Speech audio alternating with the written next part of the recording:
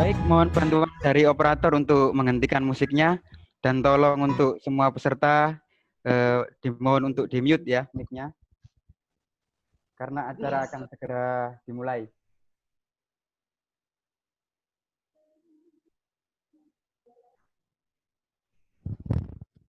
Mohon maaf. Assalamualaikum warahmatullahi wabarakatuh. Salam sejahtera untuk kita semuanya. Selamat siang kepada Bapak dan Ibu sekalian. Semoga semuanya dalam keadaan sehat selalu. Saya ucapkan terima kasih atas partisipasinya di acara webinar kami dengan judul Cyber Security Information, Manajemen Perlindungan Data Digital di Era 4.0. Perkenalkan, nama saya Lukman Hakim. Di sini saya akan menemani Bapak Ibu semua untuk mengikuti acara webinar ini hingga selesai nanti. Pada saat ini telah hadir bersama kita semua narasumber yang sudah berpengalaman di bidangnya. Ada Bapak Eka Pramudita Purnomo. Sebagai informasi Bapak Ibu sekalian, Pak Eka ini sudah tersertifikasi ethical hacker ya. Kemudian ISO 27001 sebagai auditor, dan juga ada sertifikat COVID, kemudian ada juga sertifikat ITIL. Latar belakang beliau merupakan seorang konsultan IT lebih dari 9 tahun. Beliau sudah menangani lebih dari 20 proyek informasi audit, dan juga sudah lebih dari 30 proyek di pengembangan software. Beliau saat ini merupakan COO dari PT Integra Teknologi Solusi. Selamat siang Pak Eka. Selamat siang Pak Lukman. Waduh, tadi disebutkan sertifikatnya satu-satu jadi malu ini Pak. Karena sebetulnya banyak, kalau melihat dari peserta-peserta yang ikut, selamat siang Bapak Ibu semua. Ini banyak sekali senior-senior saya ini yang juga kebetulan hari ini ikut. Mungkin nanti kita lebih banyak diskusi-diskusi santai aja Pak Lukman untuk sharing-sharing di Cyber Security Information, Manajemen Perlindungan Data Digital di Era 4.0. Gimana kabar Pak Lukman? Ya, baik Pak Eka. Pak Eka apa kabar Pak? Ini kami sedang WFH ya ini ya Pak ya, jadi work from home. Iya Pak. Work from home, jadi ya disyukuri ternyata cukup menjadi new normal ya work from home ini. Silahkan Pak Lukman. Ya, baik Pak Eka dan Bapak Ibu sekalian ya, langsung saja dimulai ya. Mengapa judul yang kami angkat ini penting? Karena seiring dengan perkembangan laju teknologi yang kita tahu saat ini, informasi menjadi hal yang penting ya bagi instansi atau perusahaan.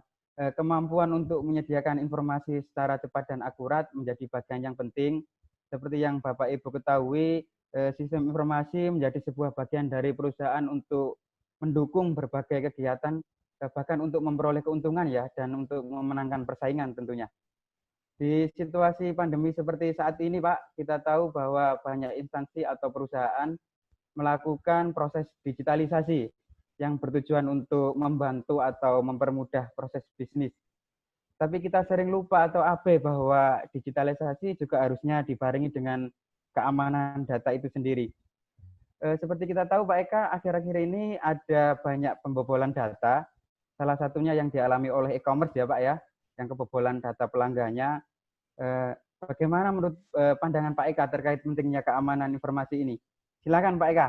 Waduh, ini terima kasih Pak Lukman. Jadi awal-awal langsung pertanyaannya tajam banget ini, bagaimana dengan yang terjadi akhir-akhir ini pembobolan. Oke, mungkin operator bisa dibantu next slide dulu. Mungkin sedikit perkenalan lagi, Bapak Ibu. Perkenalkan, saya Eka Pramudita Purnomo. Silahkan dipanggil Eka. Tugas saya di sini berbagi ya, Bapak Ibu ya. Jadi bukan bermaksud menggurui, bukan bermaksud saya lebih pintar. Tidak, saya yakin banyak senior-senior saya yang juga tergabung di dalam webinar kali ini. Banyak yang sebetulnya bisa berbagi tentang ilmu keamanan. Nah, saya di sini akan berbagi sedikit pengetahuan, kesalahan, pengalaman kami tentang keamanan informasi yang kaitannya dengan bisnis. Semoga dalam waktu sekitar 1 sampai 1,5 jam ke depan, semoga materi webinar ini bisa menjadi manfaat buat Bapak Ibu semuanya. Oke, next lagi silakan operator. Nah, mungkin yang menjadi pertanyaan kita langsung saja Bapak Ibu, yang menjadi pertanyaan saat ini dan menjadi fokus dari webinar ini sebetulnya bisa disimpulkan dalam satu pertanyaan, yaitu adalah apakah sudahkah data Anda aman? Next. sebelum kita menjawab hal ini tadi mungkin sebetulnya sudah sempat disinggung oleh host kita, Pak Lukman ya, yang tadi sebetulnya sudah menyampaikan ada kejadian-kejadian pembobolan akhir-akhir ini, termasuk di unicorn kita yang cukup terkenal, Tokopedia. Nah, jadi kalau kita mau ngobrolin tentang keamanan nih, Bapak Ibu, kita harus tahu juga berita-berita apa yang terjadi di sekitar kita, terutama di Indonesia akhir-akhir ini, terutama saat COVID. Next slide, operator. Tadi sempat disampaikan oleh Pak Lukman. Baru saja terjadi mungkin sekitar 10 hari yang lalu ya Bapak Ibu ya, 91 juta data pengguna bocor di Facebook. Tokopedia lapor polisi. Jumlah yang sangat tidak sedikit, 91 juta data pengguna bocor di Facebook. 6 Juli 2020, mungkin pembobolannya sudah sebelumnya dari itu, tetapi mungkin diberitakan ternyata cukup hangat dalam beberapa minggu terakhir. Yang lebih miris lagi mungkin bulan lalu ada 230.000 data pasien COVID-19 di Indonesia bocor dan dijual. Tadi e-commerce, sekarang ada yang data pasien COVID 230.000. Baru saja juga terjadi bulan lalu. Next lagi. Ternyata di bulan Mei, Bineka 1,25 juta data pengguna dikabarkan bocor. Loh, ada apa ini dengan COVID? Ternyata Indonesia tidak hanya diserang COVID saja, tapi ternyata cybercrime atau istilahnya terjadi insiden-insiden keamanan informasi, kejahatan-kejahatan yang terkait dengan informasi ternyata cukup, entah kenapa dalam beberapa bulan terakhir ini jadi cukup tinggi. Atau mungkin jangan-jangan Bapak Ibu di tempat Bapak Ibu juga sudah ikut merasakan. Bukan apa, Mei juga 13 juta data bocor dijual di forum hacker. Next lagi. Tadi sudah Mei, Juni, Juli ada lagi ya. Ternyata pada waktu yang terakhir bulan lalu, Kominfo sebetulnya sudah menyindir marketplace juga yang katanya tak patuh sehingga menyebabkan kebocoran data. Tapi di beberapa analisa ada yang menyatakan bahwa Tokopedia, Gojek, Bukalapak bocor di tengah absennya rancangan undang-undang perlindungan data pribadi, Bapak Ibu. Nah, rancangan undang-undang perlindungan data pribadi atau yang kita singkat dengan RUU PDP ini nanti juga akan menjadi salah satu kunci dalam pembahasan kita hari ini, Bapak Ibu. Next lagi. Oke. Lebih parah lagi ternyata Bapak Ibu, secara statistik baik di Indonesia maupun di luar negeri. Di Indonesia, BSSN sudah menyampaikan, ternyata saat kita sedang mengalami pandemi COVID, per April kemarin sudah ada 88 juta serangan cyber selama pandemi COVID-19. Salah satunya lewat Zoom. Tapi Zoom-nya yang kita gunakan kali ini aman ya, Pak Lukman ya?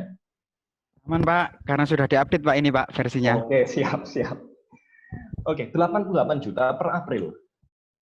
Dari Amerika sendiri, dari beberapa negara di Eropa juga United Nations menyatakan bahwa selama pandemi COVID, 6 kali lipat kejahatan melalui email meningkat. 6 kali lipat.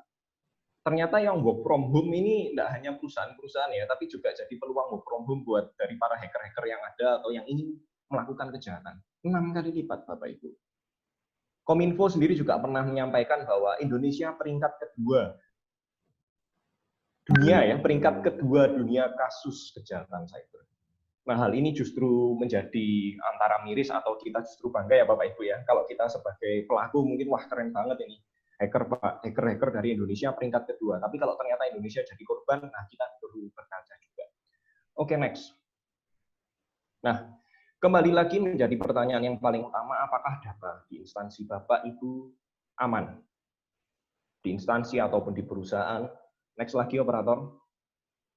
Oke, berkaca dari situ sebetulnya saya sempat mengikuti beberapa konferensi cybercrime ya, yang waktu itu konferensinya di tahun 2016 kalau tidak salah, dan ada narasumber dari Mabes Polri yang menyatakan seperti ini, saya kutip saja. Pada waktu itu Mabes Polri menyampaikan seperti ini, hanya ada 2 tipe perusahaan di Indonesia, sebelum 2016 dan setelah 2016. Sebelum 2016 hanya ada 2 tipe perusahaan di Indonesia, perusahaan yang sudah mengalami cybercrime atau cyber attack dan yang akan. Tetapi Mabes Polri di situ juga menyampaikan bahwa sekarang hanya ada 2 tipe perusahaan di Indonesia, yang sudah sadar terkena cybercrime atau yang kedua yang belum sadar. Artinya sebetulnya dari Mabes Polri sendiri meyakini bahwa saat ini di Indonesia hampir semua perusahaan, hampir semua entitas pasti sudah pernah menjadi korban cyber attack, terlepas sudah diketahui atau belum. Next lagi, silakan, operator. Nah, Jadi mungkin sedikit kalau berpendapat ya Pak Lukman ya, mungkin Indonesia ini tidak hanya Indonesia sebetulnya selama masa COVID, selama masa pandemi, kejahatan cybercrime ini ternyata memang cukup tinggi, sangat-sangat tinggi selama masa pandemi. Dan mungkin sebetulnya salah satu dari kita sudah menjadi korban. Nah, jadi kalau ditanya tadi bagaimana pendapatnya tentang Tokopedia ya, Tokopedia ternyata dibobol, tapi ternyata temannya banyak, Pak Lukman, ada Bukalapak juga kena. Tadi bahkan istilahnya yang mungkin sedikit miris juga, data pasien corona juga terbobol juga. Terlepas dengan segala macam penyebabnya atau apa, mau tidak mau kita sama-sama bisa menyimpulkan bahwa selama masa pandemi COVID, ancaman COVID juga penting, tetapi ancaman cybercrime ternyata selama beberapa bulan terakhir juga ikut meningkat. Seperti itu, Pak Lukman. Baik, menarik sekali ya Pak Eka. Mungkin dari Bapak Ibu ada yang ingin sharing tentang pengalaman atau kondisi perusahaan. Dipersilakan dengan cara menuliskan di kolom chat Zoom dengan format hashtag nama, hashtag instansi, kemudian hashtag sharing pengalaman Bapak Ibu sekalian. Sambil kita lanjut Pak Eka, ini ada pertanyaan Silakan, untuk Pak silakan. Eka ini Pak. Ya, menurut Pak Eka ya, definisi aman itu seperti apa Pak? Wah, ini pertanyaannya Pak Lukman ini sebetulnya menarik sekali ya Bapak Ibu ya. Jadi kelihatannya sederhana, tetapi kita harus sama-sama punya kesepakatan dulu. Sebetulnya definisi aman ini seperti apa? Kita coba next slide dulu. Apa itu aman? Nah, next slide. Oke, Bapak Ibu, mungkin kita supaya tidak sepi juga ya Bapak Ibu ya, kita coba bahas satu studi kasus. Apakah rumah ini aman, Bapak Ibu? Di mana ada sebuah kasus, sebuah keluarga tinggal di rumah ini selama 20 tahun. Belum pernah terjadi kecurian atau kemalingan atau perampokan. Penjagaan sebetulnya lebih minim daripada tetangga ya. Bahkan pintu dan gerbangnya tidak pernah dikunci, plus juga tanpa CCTV. Tapi rumah ini 20 tahun tidak pernah kecurian, tidak pernah kemalingan. Ada penghuninya? Ada. Ada isi rumahnya? Ada juga, Bapak Ibu. Kalau kondisinya seperti ini, 20 tahun tidak pernah kebobolan maling walaupun dengan penjagaan yang minim, menurut Bapak Ibu, apakah rumah ini aman atau tidak? Nah, ini mungkin kita sambil aja diskusi juga ya Bapak Ibu ya dengan para peserta, betul ya Pak Lukman ya? Betul, Kita Pak. coba, kita tunggu. Bapak Ibu tolong kita bisa bareng-bareng, kita coba lihat dengan studi kasus ini, kita ingin lihat, silahkan voting di menti.com ya, menti.com, masukkan kode 33321, kita akan coba lihat hasilnya langsung saat ini juga.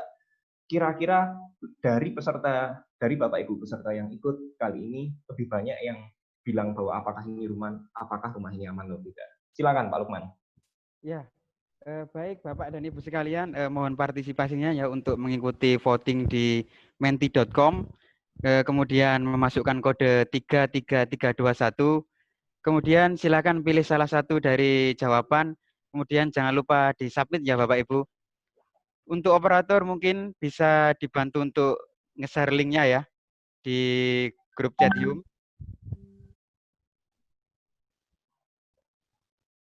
Kita coba sambil diskusi nih Bapak Ibu.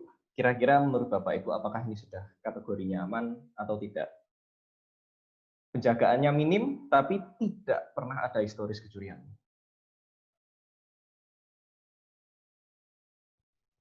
Ya, saya ingatkan sekali lagi ya untuk Bapak Ibu mohon partisipasinya untuk mengikuti voting di menti.com dengan memasukkan kode 33321.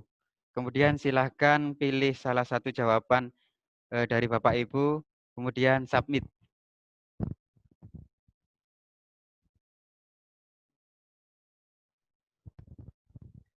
Wah, ini cepat sekali nih Bapak Ibu. Terima kasih Bapak Ibu Ya. partisipasinya ya. Wah, yang menjawab aman ada 6, yang menjawab tidak aman ada 15. Oh, masih terus bertambah ini. Masih terus bertambah Iya, ini Pak Bapak Eka Ibu. masih bergerak ini kayaknya datanya Pak Eka. Oke, oke. Ada yang bilang aman, ada yang bilang tidak aman. Wah, terus bertambah ini. 7 orang bilang aman, 18 orang bilang tidak aman. Sudah 25 peserta ini Pak Lukman. Kelihatannya cukup menarik ini. Ada 2 kubu ya, ada yang bilang aman, ada yang bilang tidak aman. Ya, Oh, yang kubu bertambah yang Pak Eka. bilang aman sudah 11 orang. Wah. Oke. Kelihatannya menarik banget ini Pak Lukman. Jadi eh, saya juga dapat informasi ya dari, kalau melihat dari grup chatnya kita, banyak sekali peserta kali ini Bapak Ibu yang ikut berpartisipasi, ternyata mungkin hampir 50% lebih dari pemerintahan, instansi pemerintahan dan BUMN. Betul ya Pak Lukman ya? Betul, Pak Eka. Oh, sudah 36. Oke, enggak apa-apa Bapak Ibu. Terima kasih banyak partisipasinya. Sudah ada 36 yang submit ya. Ternyata kalau di sini mungkin bisa disampaikan kalau 12 partisipan bilang bahwa ini aman. 24-nya bilang tidak. Ada yang bilang aman, ada yang bilang tidak aman. Oke, kita coba menggunakan persepsi yang sama dulu. Ini menarik ini untuk kita bahas. Oke, Mungkin next kita slide. ya Silahkan operator. untuk votingnya. Oke, seberapa sering Bapak Ibu kita mendengar kata-kata seperti ini? Perusahaan saya aman kok. 10 tahun saya menjabat, belum pernah terjadi insiden keamanan informasi sama sekali. 5 tahun saya menjabat sebagai IT, atau mungkin 6 tahun saya menjabat sebagai direktur di tempat ini. Saya belum pernah kok kebobolan. Kasus yang di rumah tadi, itu sebetulnya adalah sebuah analogi sederhana yang seringkali menggambarkan perusahaan-perusahaan di Indonesia ketika kita tanya, di tempat Bapak Ibu apakah sudah aman? Oh, di tempat saya 5 tahun tidak pernah ada kejadian apa-apa. Oh, di tempat saya 6 tahun tidak pernah ada insiden. Nah, hal ini yang seringkali kita dengar, Bapak Ibu. Tapi apakah ini aman? Nah, kita coba kalau lihat dari definisi aman seperti apa. Silakan next slide, operator. Nah, kalau dalam bahasa keamanan informasi, Bapak Ibu, kita ngomong bahasa sederhananya, bahasa Inggris, bahasa Indonesia dulu aja deh. Kalau di dalam bahasa Indonesia, aman, itu sebetulnya bahasa Inggrisnya bisa dua. Satunya yaitu adalah safe, satunya yaitu adalah secure. Safe sendiri sebetulnya kalau kita lihat di sini safe dengan secure itu berbeda. Tetapi kalau ditranslasikan ke dalam bahasa Indonesia sama-sama aman. Safe rata-rata orang-orang bilang safe ketika menyatakan bahwa oh tempat saya safe kok. Kami tidak pernah mengalami ini. Secara historis kami tidak pernah kebobolan. Secara historis kami tidak pernah ada virus masuk, data hilang, pencurian data. Tetapi kalau secure, yang biasanya mungkin lebih sering kita dengar Bapak Ibu kalau kita bicara tentang keamanan informasi, maka ketika kita bicara tentang keamanan informasi, maka sebetulnya translasinya dalam bahasa Inggris adalah information security, bukan information safety. Secure adalah suatu kondisi di mana sudah ada penerapan kontrol-kontrol untuk istilahnya mengamankan suatu kondisi sesuai dengan harapan kita. Itu adalah artinya secure. Nah, yang akan kita bahas hari ini, Bapak Ibu, yaitu adalah information security. Jadi kalau kita bilang, apakah di tempat Bapak Ibu aman, maka sebetulnya kondisinya adalah apakah kondisi data di tempat Bapak Ibu adalah secure atau tidak, bukan safe. Mungkin kalau berkaca dengan sudut pandang yang tadi studi kasus di rumah ya, ada sebuah perumahan yang 20 tahun, banyak orang yang bisa menyampaikan seperti ini. Oh, rumah yang tadi 20 tahun tidak pernah kebobolan. Rumah itu safe. Tapi sebetulnya rumah itu tidak secure. Nah, inilah yang nanti akan kita bahas lebih banyak ke information security-nya, Bapak Ibu. Next. Oke. Hal sederhana Bapak Ibu, ini yang mungkin kemarin sering kali kita tertawakan termasuk orang Indonesia juga. Donald Trump pernah menyampaikan bahwa bagaimana supaya COVID ini nilainya turun, ya dengan mengetes sesedikit mungkin. Kalau kita mengetes sesedikit mungkin, maka kasusnya yang terjadi juga akan jauh lebih sedikit. Kelihatannya ini banyak sekali yang menghujat Donald Trump di Twitter maupun juga sebetulnya di Indonesia banyak yang dijadikan meme atau guyonan. Wah, ini anak SD aja juga tahu Bapak Ibu. Kalau dengan mengecilkan tesnya, maka kasusnya akan juga jauh lebih sedikit. Tetapi kalau seandainya kita berkaca Bapak Ibu, kalau kita berkaca dan kita memiliki satu pertanyaan yang sama, yaitu adalah apakah Indonesia sudah aman dari COVID Bapak Ibu? Apakah Indonesia kategorinya aman? Banyak sekali praktisi yang menyampaikan seperti ini, oh Indonesia sudah aman kok. Oh, mungkin kata-katanya bukan sudah aman ya, sudah relatif lebih aman. Karena negara lain banyak yang jutaan korbannya. Indonesia nggak sampai jutaan, berarti Indonesia aman. Nah, mungkin kalau kita berdebat dalam arti kata safe, mungkin bisa seperti itu. Tapi kalau pertanyaannya, apakah Indonesia sudah secure dari COVID? Nah, prinsip ini kita harus sama-sama pegang, Bapak Ibu. Jadi kalau kita bilang aman, dalam konteks kali ini kita akan lebih bicara tentang security atau secure-nya sendiri itu tadi. Perkataan Donald Trump ini kelihatannya memang aneh, memang kelihatannya bodoh, tapi sebetulnya ini adalah suatu fakta, ugly truth yang mau tidak mau dan tidak dapat dipungkiri. Seandainya banyak negara yang mengecilkan tesnya supaya kelihatan aman. Next. Ketika kita bicara tentang apakah data perusahaan Bapak Ibu sudah aman, maka sebetulnya di sini kembali lagi adalah secure. Next lagi.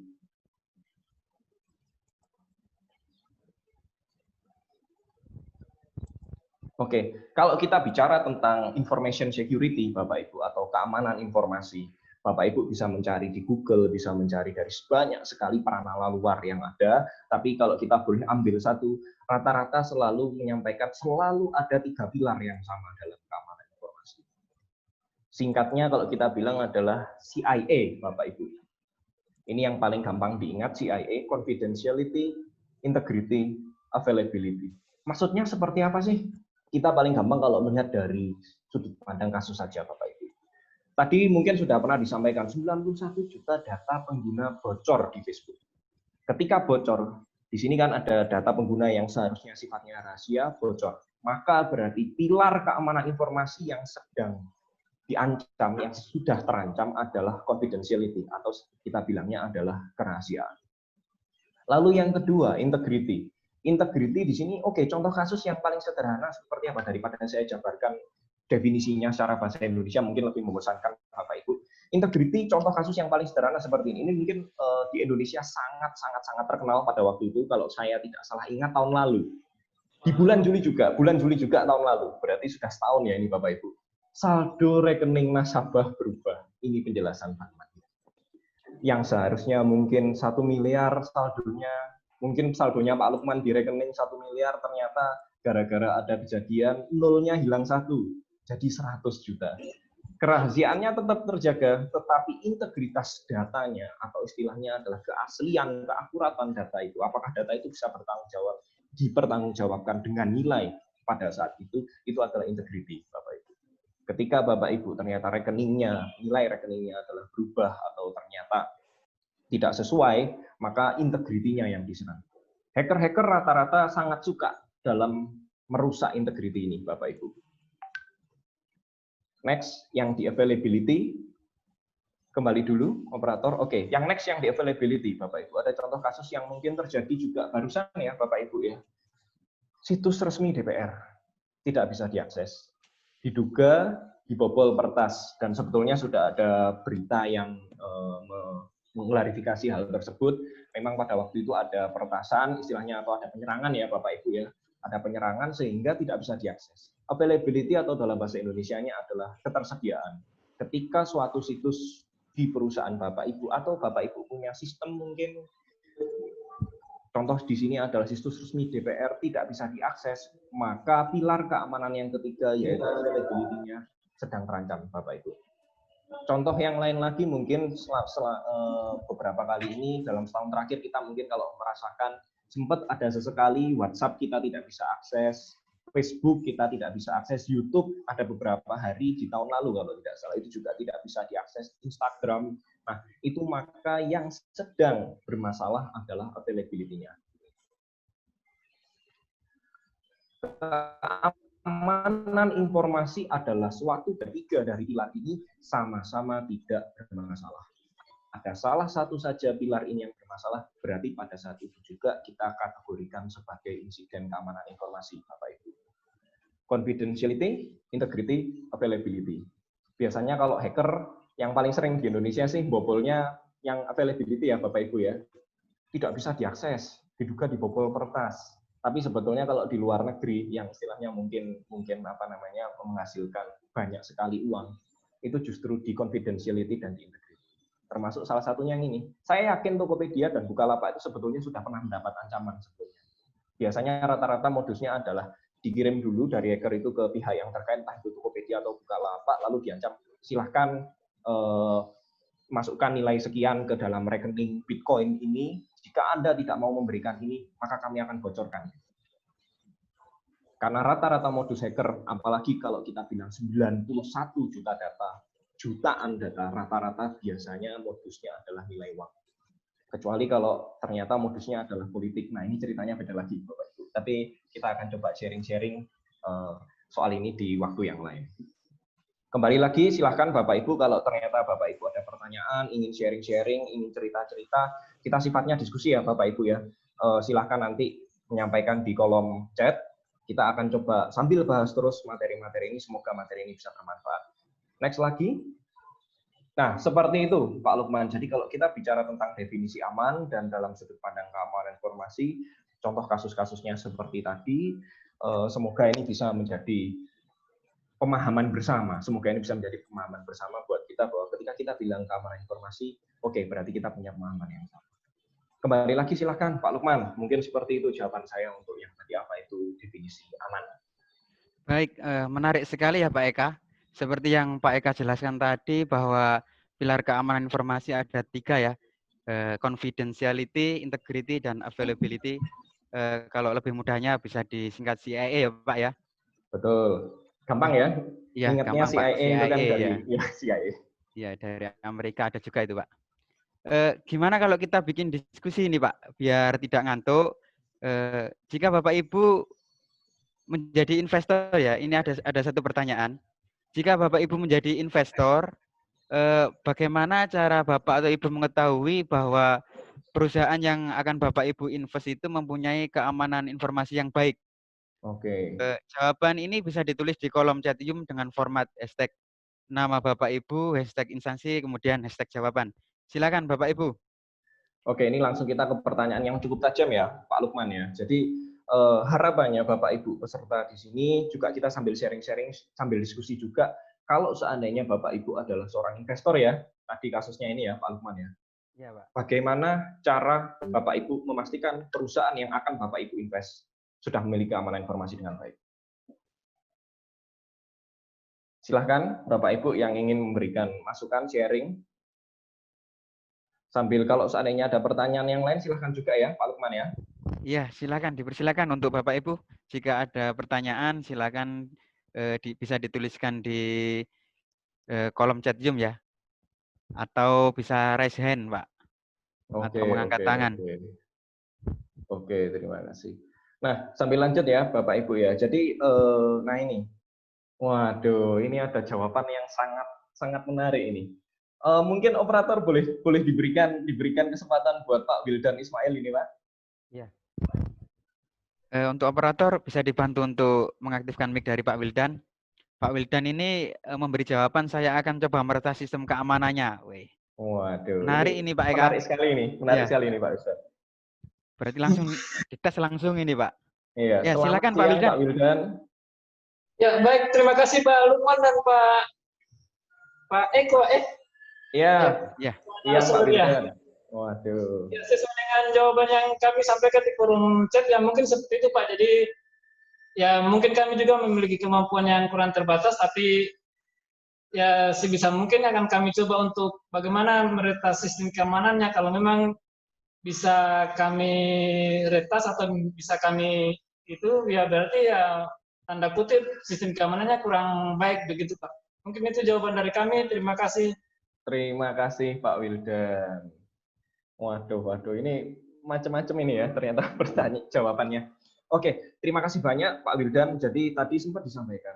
Nah, bagi Bapak Ibu yang seorang investor dan punya kemampuan untuk melakukan peretasan ya Bapak Ibu. Wah, ini sangat jarang sekali tapi menjadi skill yang dicari-cari. Saya akan coba meretas sistem keamanannya. Waduh, terima kasih sekali Pak Wildan, jawaban yang sangat dahsyat ini.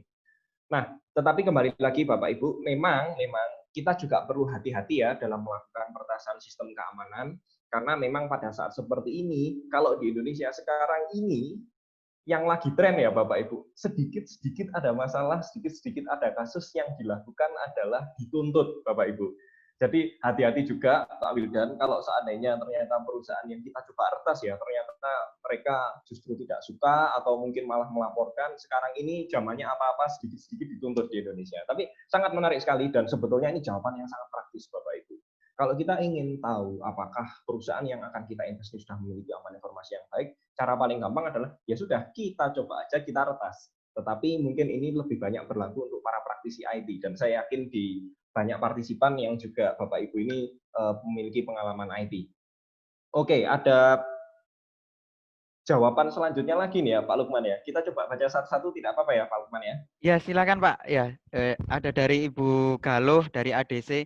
Kalau dari saya melakukan cek histori dan latar belakang portofolio. Kemudian dari Waduh. Pak Sabto Subeki dari Pelindo Marine Service dilakukan audit IT oleh auditor independen. Kemudian dari Pak Usin dari PT Dinamika melakukan pendekatan diskusi dengan pihak internal terkait.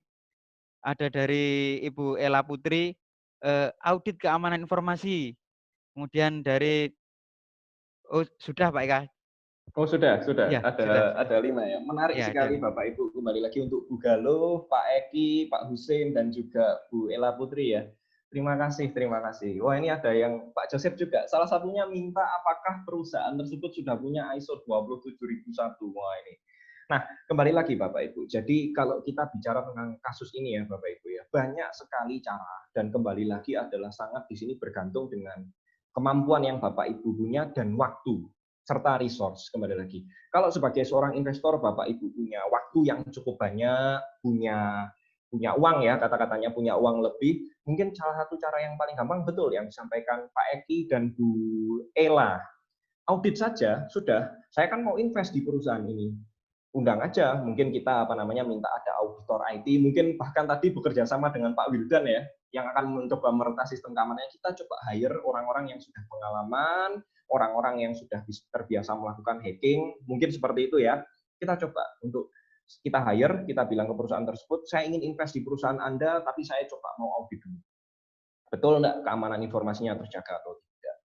Lalu tadi jawabannya mungkin Bu Galuh dan Pak Usin ya lebih menggunakan pendekatan yang mungkin informal dan ini yang rata-rata kita bisa lakukan juga. Kalau dari saya melakukan cek histori dan latar belakang portofolio dari Ibu Galuh. Nah, hal ini juga cukup bagus ya Bapak Ibu ya. Apabila kalau ternyata perusahaannya ternyata mungkin sudah pernah mengalami kejadian insiden keamanan informasi dan mungkin beritanya sudah ada di portal-portal berita online atau jangan-jangan kalau di Pak Husin ini kan melakukan pendekatan diskusi ya dengan pihak internal, kita coba tanya-tanya, kita coba observasi, kita coba untuk itu tadi. Tapi kembali lagi segala sesuatunya pasti kita juga harus berkaca pada resource, kemampuan dan waktu yang kita punya. Ada yang mungkin jawaban praktis dari Pak Joseph, ini juga termasuk jawaban yang menarik. Waduh sudah Pak, kita minta aja sama perusahaan tersebut sudah punya ISO 27001 atau belum. Waduh, ini jawaban yang menarik juga ini dari Pak Joseph ya. Kalau sudah punya ISO 27001, kelihatannya aman deh. Nah, tapi setiap jawaban selalu punya plus minus masing-masing Bapak Ibu. Untuk tentang investor ini sendiri tidak ada satu jawaban yang paling benar, tidak ada jawaban yang juga salah, tetapi sama-sama saling melengkapi. Nah, sejauh yang kami tahu Bapak Ibu, rata-rata investor terutama investor dari luar negeri, ketika investor dari luar negeri, salah satu pertanyaan yang paling sering dipertanyakan adalah, di tempat Anda, di perusahaan Anda, sudah menerapkan standar keamanan informasi versi apa? Atau sudah tersertifikasi apa? Apakah ISO 27001 atau TIA 942 atau NIST atau mungkin juga kita bilang bahwa sudah menerapkan COVID mungkin. Nah, hal-hal ini rata-rata kalau dari investor luar negeri rata-rata butuh pembuktian yang diakui internasional. ISO 27001 kah atau seperti apa. Tetapi sebetulnya kita juga berkaca ya Bapak Ibu. Mungkin dalam 3 hari, 4 hari terakhir ada kasus yang mungkin cukup hangat meskipun rentan dengan concern politik. Ada kebocoran data dari Telkomsel. Telkomsel sendiri ternyata sudah menerapkan ISO 27001. Tapi ternyata datanya terbobol. Nah, ini menarik ya Bapak Ibu ya. Apakah ketika suatu perusahaan sudah punya ISO, sudah punya sertifikasi pasti aman? Jawabannya tidak. Tetapi kita sama-sama tahu, kita semua sama-sama tahu bahwa dalam mengamankan keamanan informasi tidak ada istilahnya tidak mungkin kita menerapkan A maka 100% akan langsung aman. Tidak mungkin Bapak Ibu. Yang kita bisa hanya mengecilkan resiko tersebut. Terlepas kemarin ada di Telkomsel cerita pembobolan data pribadi, bukan pembobolan ya, pembocoran data pribadi. Nah, itu mungkin satu dari sekian, tetapi kembali lagi. ISO 27001 dilengkapi dengan standar-standar yang lain, dilengkapi juga dengan cara-cara yang tadi sudah disampaikan dari Ibu Galuh, Pak Wildan, tentu akan sangat melengkapi bagaimana perusahaan yang ingin Bapak Ibu invest sudah memiliki keamanan informasi yang baik. Cara memastikannya banyak sekali Bapak Ibu. Kalau mau cepat, ya itu tadi, tanya aja sudah punya ISO 27 belum? Sudah punya sertifikasi TIA 942 belum? Sudah punya sertifikasi tier berapa data centernya? Mungkin hal-hal seperti itu kita bisa tanyakan dengan mudah. Karena untuk di beberapa investor internasional, contoh Tokopedia, Google, ketika mereka Tokopedia, Bukalapak, ketika mereka mau diinvest dari, kalau tidak salah Bukalapak dan Gojek, diinvest dari pihak luar, termasuk salah satunya dari Alibaba atau Google, mereka rata-rata meminta Tokopedia harus sudah ISO 27001. Dan itu terjadi secara real case, memang salah satu pertanyaan di situ tadi. Tapi, nah ini menarik Bapak Ibu, supaya kita sambil bersama-sama ya, diskusi, ternyata banyak sekali cara, kita coba lihat, ternyata sudah cukup, tadi mungkin sharingnya ada sekitar 5-6 orang, kita lanjut lagi, Pak Lukman. Baik Pak, silakan Pak. Ya. Oke. Iya Pak, ini kita coba buka sesi tanya jawab Pak ya. Mungkin sudah banyak pertanyaan yang akan Bapak Ibu sampaikan.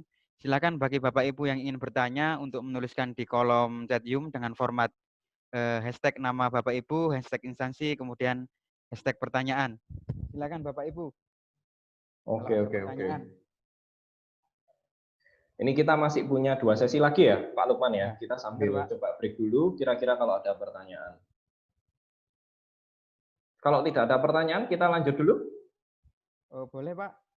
Atau bagaimana ini? Silakan Pak Lukman. Iya. Sekarang gini Pak, saya yang mau tanya Pak. Waduh, ini gantian ini. Kalau tidak ada yang tanya, silakan Pak Lukman. Menurut pandangan Pak Eka, di dunia internasional itu dalam menerapkan standar keamanan informasinya itu seperti apa Pak? Oke. Nah, terima kasih Pak Lukman. Jadi silakan operator coba next slide dahulu. Nah, ini Bapak Ibu, kalau kita mau belajar, kalau kita mau berkaca tentang keamanan informasi, cara yang paling mudah sebetulnya dalam ilmu apapun ya, cara yang paling mudah adalah kita coba lihat dari mereka-mereka yang sudah berhasil. Kita coba lihat dari negara yang sudah berkembang. Kita lihat dari negara-negara yang pernah mengalami kasus-kasus seperti di Indonesia, tapi mereka sudah mengalaminya dulu, sehingga sekarang mereka sudah tahu cara menanggulanginya. Maka dari situ tadi mungkin bagaimana dunia internasional mengamankan data mereka. Nah, kita akan coba lihat bagaimana negara-negara yang mungkin sudah maju, sudah mungkin istilahnya bisa menjadi patokan kita untuk, oh sebaiknya ke depan kita itu kelihatannya akan seperti ini. Next. Oke, sedikit cerita Bapak Ibu. Siapa yang tidak kenal 6 perusahaan ini Bapak Ibu? Microsoft, Apple, Google, Amazon, Facebook, Alibaba. 6 perusahaan ini punya cara yang berbeda-beda dalam mengamankan keamanan informasinya. Banyak sekali standar-standar yang digunakan. Microsoft itu bahkan menggunakan lebih dari 10 standar. Dia pakai standar keamanannya dari Amerika juga, standar keamanan militer juga, standar keamanan dari Eropa juga. Amazon punya cara yang berbeda, Facebook punya cara yang berbeda, Alibaba punya cara yang berbeda. Kalau kita mau belajar dari yang terbaik, ya pasti 6 ini adalah perusahaan yang sudah sangat-sangat terbukti di bidangnya. Dan kalau kita tarik benang merahnya, rata-rata, bukan rata-rata ya, ke-6-6-nya, semua 6-6-nya ini selalu ada benang merahnya ke GDPR dan juga ISO 27001. Jadi ada banyak sekali standar yang mereka terapkan, tetapi ada benang merah yang cukup menarik, yaitu adalah dari perusahaan-perusahaan ini, mereka selalu punya ISO 27001 dan mereka juga sudah menyesuaikan dengan GDPR. Apakah GDPR itu dan apakah ISO 27001 itu akan kita bahas di slide yang selanjutnya. Silakan, Tim. Nah, Bapak Ibu mungkin pernah mengalami hal-hal seperti ini ya. Ini kalau kita mungkin terutama sekarang zamannya COVID, entah kenapa kelihatannya SMS yang masuk seperti ini itu banyak sekali. Kita tidak tahu dari mana, tiba-tiba loh, kok orang ini bisa SMS saya menawari pinjaman, padahal saya tidak pernah daftar di sana. Atau tidak hanya melalui SMS, melalui telepon juga, melalui email juga.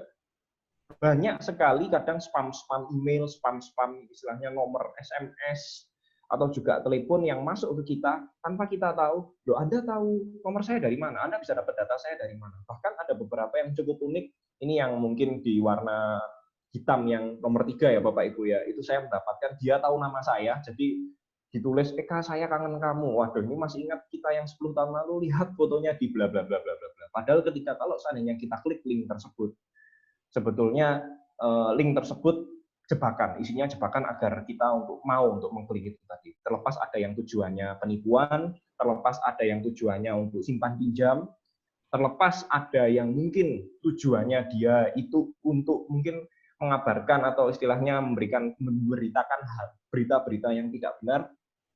Kembali lagi, hal yang dilakukan ini sebetulnya tidak baik Bapak Ibu. Dan saya yakin Bapak Ibu semua sangat-sangat sering mengalami hal-hal seperti ini. Next. Hal-hal seperti ini Bapak Ibu, sebetulnya ternyata tidak hanya terjadi di Indonesia Bapak Ibu. Dan sebetulnya di Eropa sudah jauh-jauh dulu sudah sering mengalami.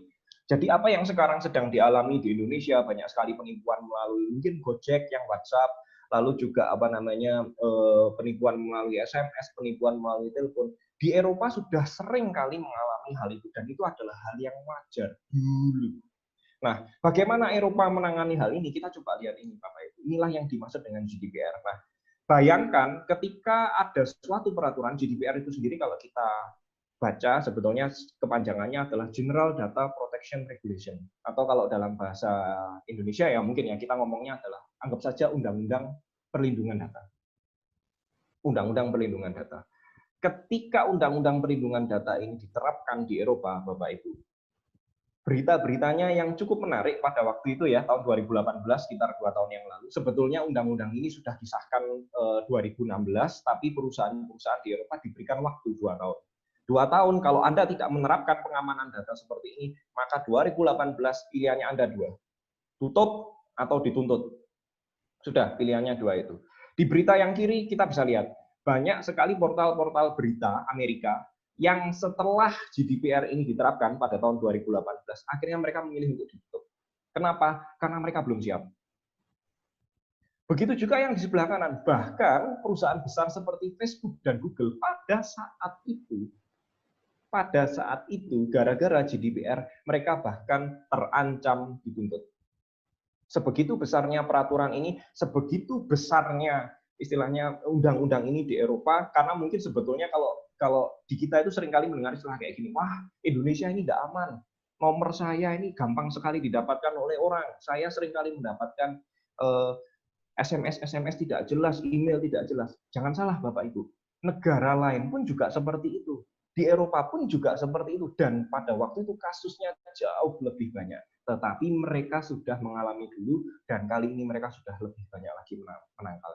Nah, GDPR sendiri sebetulnya adalah Undang-Undang Perlindungan Data, di mana setiap perusahaan yang akan bertransaksi atau memproses data yang bersangkutan dengan data-data khalayak umum di Eropa, maka harus patuh dengan protokol keamanan ini. Apa yang terjadi? GDPR ini yang cukup baik, bahkan ternyata hingga saat ini Microsoft menerapkan GDPR tidak hanya di ranah Eropa, tapi untuk semua pelanggan di dunia, Microsoft menerapkan GDPR. Nah, begitu juga ternyata Facebook dan Google yang pada waktu itu akan dituntut, kata-katanya kan akan dituntut ya.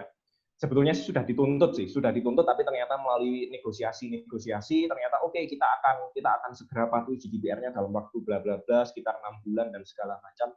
Nah, hal ini ternyata sangat-sangat melindungi data pribadi. Percaya tidak percaya Bapak Ibu, setelah protokol keamanan ini diterapkan, SMS yang tadi, email yang sering kali masuk ke kita, itu ternyata di Eropa sekarang jauh lebih bersih. Kenapa jauh lebih bersih? Kalau Bapak Ibu baca GDPR, dendanya besar Bapak Ibu. Yang membocorkan datanya, walaupun yang membocorkan itu karyawan, contoh kita paling gampang adalah ngomongnya Telkomsel, karena Telkomsel saat ini adalah yang paling hangat pembicaraannya di berita-berita, walaupun terlepas itu ada unsur politiknya atau tidak. Kalau seandainya Telkomsel itu ternyata memiliki customer di Eropa dan dia membocorkan data customer tersebut, walaupun bocorkannya di Indonesia, maka dendanya adalah pilihannya cuma 2. Anda tidak boleh lagi beroperasi, Anda tidak boleh lagi bertransaksi di Eropa, atau bayar denda sebesar 2% sampai 4% dari penghasilan kotor perusahaan tersebut. Facebook dan Google pada waktu itu bayangkan 2% penghasilan kotor dari Facebook berapa? Paling kecil itu 2% penghasilan kotor dari Google seperti apa? Pilihannya cuma 2. Hengkang dari Eropa, atau Anda patuh ini, atau Anda bayar denda, silahkan. Itu GDPR, Bapak Ibu. Nanti kita akan coba bahas, loh, apa kaitannya dengan Indonesia? Tadi sebetulnya kita sempat bilang ya Bapak Ibu, ya, ada berita yang menyatakan bahwa Tokopedia, Gojek, Bukalapak ini banyak sekali kena hacker, banyak sekali pembobolan data. Ini gara-gara Undang-Undang Perlindungan Data Pribadi belum disahkan. Tadi kan ada berita yang menyebutkan seperti itu ya Bapak Ibu ya. Jadi rancangan Undang-Undang Perlindungan Data Pribadi di Indonesia belum disahkan. Nah, Undang-Undang Perlindungan Data Pribadi itulah yang sebetulnya banyak sekali melihat dan juga mengambil referensi dari GDPR yang ternyata efektif di Eropa. Kalau seandainya itu nanti diterapkan di Indonesia, apa pengaruhnya bagi instansi Bapak Ibu? Apa ancamannya bagi instansi Bapak Ibu? Nanti kita akan bahas. Sekilas itu tentang GDPR, lanjut dulu.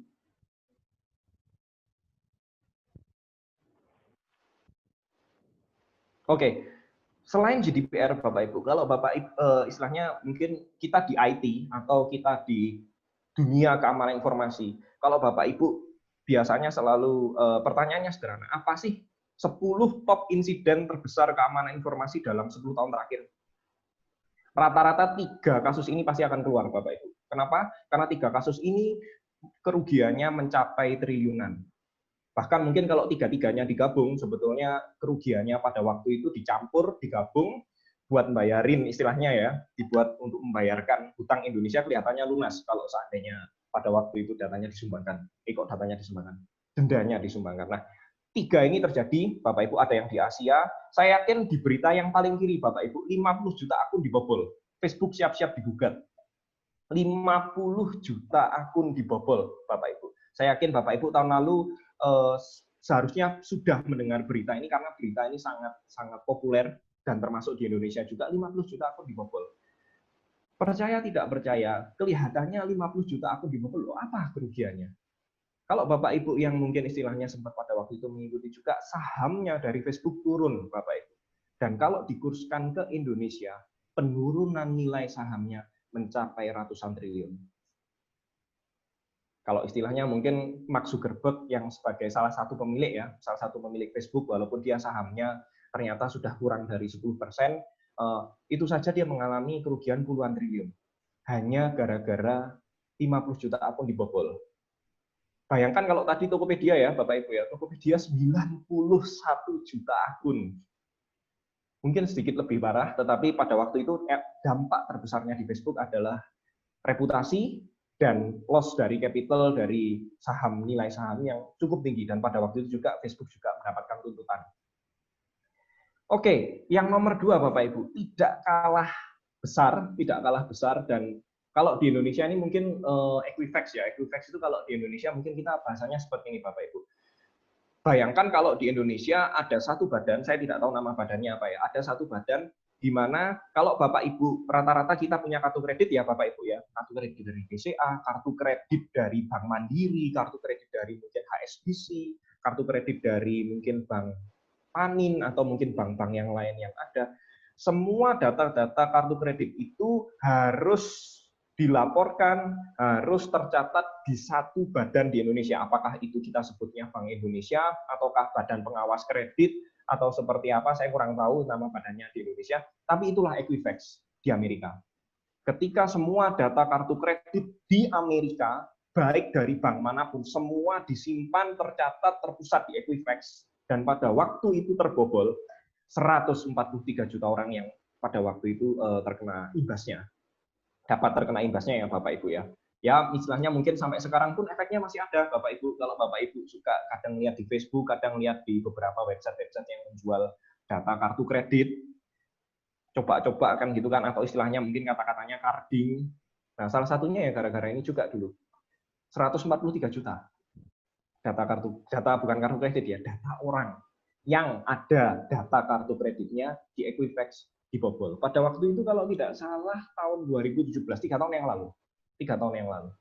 Tapi mungkin tidak banyak diberitakan di Indonesia. Sebelah kanan ini kelihatannya regionnya hanya Asia, Bapak Ibu, tapi kalau ternyata dikurskan dalam kerugiannya sudah mencapai puluhan triliun. Dan ini cukup menggemparkan di dunia perbankan ya Bapak Ibu. Karena kalau kita bilang bahwa biasanya organisasi apa sih yang menerapkan keamanannya bagus, kita bisa belajar dari mana sih? Belajarlah dari perbankan. Ternyata yang di berita yang paling kanan di Asia, anggap saja mungkin kita ngomong apa ya, bank terbesar di Indonesia saat ini mungkin bisa dibilang apakah BRI atau Bank Mandiri, top 2 atau top 3 bank terbesar di Korea pada saat itu, Korea Selatan, kartu kreditnya 20 juta data dicuri. Dan nilai kerugiannya triliunan pada waktu itu. Oke, kalau kita ngomong sudah rugi, oke, apa yang kita bisa pelajari dari kejadian ini? Uniknya Bapak Ibu, setelah 3 kejadian ini, Facebook, Equifax, dan South Korean pada waktu itu saya lupa nama banknya, tiga-tiganya, tetapi pada tahun berikutnya mereka mencari orang dengan kompetensi yang rata-rata memiliki kesamaan. Mereka mencari orang yang memiliki kompetensi ISO 27001. Facebook, Equifax, South Korea ya, Bank of South Korea yang ternyata kebobolan di tahun depannya. Sebetulnya tidak langsung setahun ya, tapi proses selama setahun ke depannya mereka banyak membuka lowongan orang-orang yang dibutuhkan adalah memiliki kompetensi ISO 27001.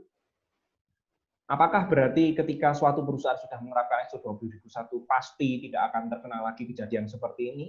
Ya jawabannya tidak ada yang 100% ya Bapak Ibu dalam dunia keamanan. Tidak ada obat yang bisa menyembuhkan 100% penyakit istilahnya. Tetapi resikonya akan jauh lebih kecil. Oke, apa itu ISO 27001? Next slide.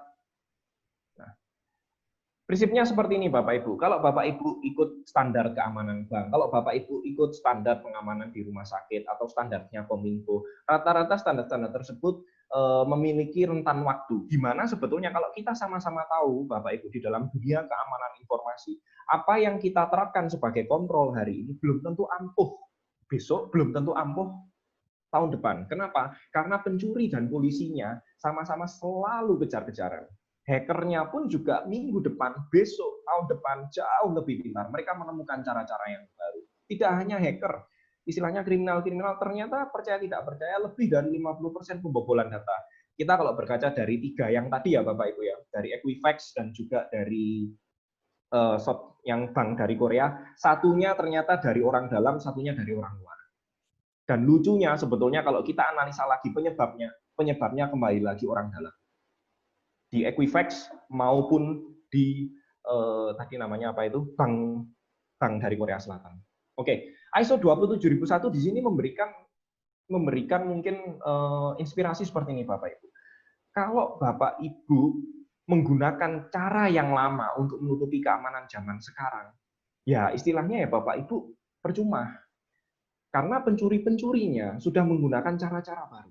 Nah, ISO 27001 di sini memberikan sebuah tuntutan di mana keamanan itu adalah sebuah siklus, Bapak Ibu. Adalah sebuah siklus. Artinya seperti apa? Setiap periodiknya, setiap tahunnya, mungkin tergantung periodik itu apakah 6 bulan sekali atau setahun sekali, maka ISO 27001 mengharuskan perusahaan yang menerapkan ini melakukan evaluasi berkelanjutan. 6 bulan sekali mungkin, 1 tahun sekali mungkin, atau setiap kali ada perubahan teknologi yang cukup besar. Karena apa? Karena kalau kita bilang, apakah semua itu dari hacker? Enggak, belum tentu, Bapak Ibu. Bahkan banyak sekali studi yang memberikan istilahnya informasi bahwa ternyata 50% lebih kejadian insiden keamanan informasi itu kebanyakan dari orang dalam. Sisanya baru hacker, sisanya baru dari orang luar. ISO 27001 kalau kita bilang adalah bahwa bagaimana menyikapi hal-hal seperti ini. ISO 27001 punya 5 pilar yang istilahnya menjadi senjata ya Bapak Ibu, menjadi obat dalam perusahaan menangani keamanan informasi. Nah, ada 5 pilar itu yang kita sebut saja yang di paling kanan ya, yaitu adalah kebijakan, prosedur, proses, sumber daya, dan aktivitas. Kebijakannya bagus, tapi ternyata kalau tidak dibikin prosedur yang baik, orang-orang tidak bisa melakukan. Prosedurnya bagus, prosesnya ternyata implementasinya tidak dipantau, ya percuma, juga akan menjadi celah. Kebijakan bagus, prosedur bagus, prosesnya bagus, ternyata sumber dayanya yang tidak mampu atau sumber dayanya yang ternyata tidak mengimplementasikan, ya percuma. Begitu juga dengan aktivitas, Bapak Ibu. Ada aktivitas rutin yang harus dilakukan, backup server harus seminggu sekali, oh antivirus, semua komputer harus diupdate setiap hari. Semua itu tanpa sumber daya yang melakukan dan tanpa sumber daya konsisten ya juga sama saja. Nah, kelima pilar ini harus saling melengkapi, Bapak Ibu. Kebijakan, percuma juga prosedur, proses sumber dayanya ada, aktivitasnya ada, tapi tidak ada kebijakan yang mengatur. Bahkan kebijakannya tidak memberikan informasi tentang sanksi sama sekali. Banyak sekali Bapak Ibu perusahaan yang seperti ini, prosedurnya jelas, proses jelas, sumber dayanya oke, aktivitasnya oke, tapi karena tidak ada kebijakan yang mengatur tentang sanksinya, akhirnya tidak berjalan baik. 5 hal ini saling melengkapi dan mungkin dalam waktu yang ini sudah jam 2 ya Pak Lukman ya, mungkin saya tidak bisa membahas terlalu detail untuk ISO 27001 ini Bapak Ibu, tetapi nanti kita akan coba ngobrol-ngobrol lebih lanjut. Silahkan kalau nanti ada yang tertarik atau ada yang ingin bertanya silahkan. Oke, saya coba lebih cepat karena sudah jam 2 ini. Next slide. Oke, jadi seperti itu Pak Lukman ya, saya tidak bisa mengambil standar terlalu banyak berkaca dari luar negeri, saya sudah mengambil dari benang merahnya GDPR dan ISO 27001 ya, karena dua standar itu soal keamanan yang sebetulnya semua perusahaan, baik itu Microsoft, Apple, Google, yang cukup besar tadi, 6 itu tadi, ternyata bukan sudah melakukan, tapi kata-katanya sudah menerapkan, dan sejak 2018 lalu, bahkan ISO 27001 sebetulnya sudah sejak 2013 kalau versi yang terbaru. Seperti itu Pak Lukman, kalau kita mencoba belajar dari luar negeri. Baik, menarik sekali ya Pak Eka. Ini nampaknya sudah banyak sekali Pak pertanyaan dari Bapak Ibu peserta Pak ya. Saya pilihkan ya Pak ya. Ada dari Ibu Maria Amabi dari RSIA Dedari. Mohon untuk operator bisa dibantu untuk mengaktifkan mic dari Ibu Maria. Pertanyaannya begini Pak Eka. Bagaimana dengan perlindungan data digital rumah sakit yang akan berkembang menjadi elektronik semua, data rekor pasien maksudnya ini Pak, yang dimana bersifat rahasia. Sistem seperti apa yang dibutuhkan untuk rumah sakit? Seperti itu Pak Eka. Selamat siang Ibu Maria, bisa mendengarkan suara saya Bu? Selamat siang Bu Maria. Oke, tidak apa-apa Pak Lukman. Ya, sambil lanjut, kita bantu jawab juga ya. Silahkan Bu Maria kalau seandainya bisa sambil langsung tanya ya. Oke, bagaimana dengan perlindungan data digital rumah sakit? Ini tidak hanya di rumah sakit ya Bapak Ibu ya, baik itu di rumah sakit yang sifatnya record pasien yang bersifat rahasia maupun ternyata data pemerintahan, data instansi, semua akan juga memiliki pertanyaan yang mungkin sama di sini dan sebetulnya jawabannya juga bisa digunakan untuk yang lain juga. Oke. Kalau kita bicara tentang perlindungan dokumen ya, istilahnya kalau di sini adalah dokumen data rekor pasien. Kunci yang paling utama sebetulnya kalau kita belajar dari GDPR ya Bapak Ibu, GDPR kan yang di Eropa. Pada waktu itu apa sih yang sering kali berubah di sistem-sistem rumah sakit yang ada di mereka? Nanti ada satu yang istilahnya namanya watermarking Bapak Ibu. Nanti ada pembahasan khusus soal itu di mungkin sekitar 5 slide berikutnya ya. Nanti ada pembahasan khusus terkait itu. Jadi Eropa setelah GDPR itu diterapkan, ini yang paling berbahaya Bapak Ibu. Data record pasien. Kalau sampai bocor tanpa undang-undang perlindungan pribadi pun, sebetulnya rumah sakit bisa kena tuntut. Nah, bagaimana cara mengakalinya? Bagaimana cara Eropa? Mungkin kita sedikit belajar dari Eropa juga nanti mengakalinya. Nanti akan ada slide khusus soal itu, terutama untuk perlindungan data dan dokumen. Jadi mohon maaf Bu Maria, biar nanti sekalian saya bisa jawab. Saya yakin nanti ini akan menjawab, slide tersebut akan menjawab pertanyaan Bu Maria, tapi mungkin mohon maaf, saya tidak akan menjawabnya sekarang Pak Lukman, biar nanti sekalian di slide yang berikutnya. Baik, Pak Eka. Kemudian ada pertanyaan lagi nih Pak Eka dari Ibu Revi dari Pemda Bandung. Beliau bertanya, panjang sekali ini Pak. Bidang tugas saya berhubungan dengan data seluruh pegawai instansi saya bekerja. Badan Kepegawaian ya, Ibu Revi. Setiap pengelola data pegawai di setiap dinas diberi akses untuk melengkapi dokumen kepegawaiannya. Akan tetapi, meski telah diberi password dan dibatasi pengelolaannya, setiap dinas tetap terjadi risiko dan data tiba-tiba dihapus. Bagaimana cara untuk mengamankan data-data pegawai selain backup server di Kominfo? Apakah ada cara lain yang dapat dilakukan? Terima kasih. Untuk operator bisa minta tolong dibantu untuk mengaktifkan mic dari Ibu Revi. Selamat siang Bu Revi.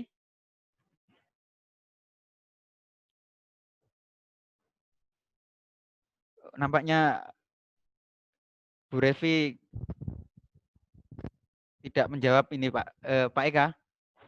Oke. Nah, ini saya mencoba mengambil contoh juga ya, Bapak Ibu ya. Jadi sebetulnya konsepnya kan sederhana, bahwa setiap pengelola data pegawai diberi juga akses untuk melengkapi, dibatasi pengelolanya, tapi terjadi resiko data tiba-tiba dihapus. Nah, ini sebetulnya saya ingin coba diskusi dengan Bu Revi, kata-kata data tiba-tiba dihapus ini dihapus oleh mereka sendiri, atau tiba-tiba terhapus karena mungkin kelalaian sistem atau seperti apa, sebetulnya saya ingin tanya. Cuman selamat siang Bu Revi, bisa mungkin dinyalakan suaranya Bu Revi? Halo Ibu Revi? Tim operator, tolong dibantu Bu Revi Bandung mungkin, ya Bu Revi Bandung ya? Bu Revi Bandung mungkin tolong mic-nya supaya tidak di-mute. Kelihatannya Bu Revi, ini videonya sudah kelihatan ini, cuman suaranya belum masuk. Selamat siang Bu Revi. Mute-nya coba dimatikan dulu, Bu.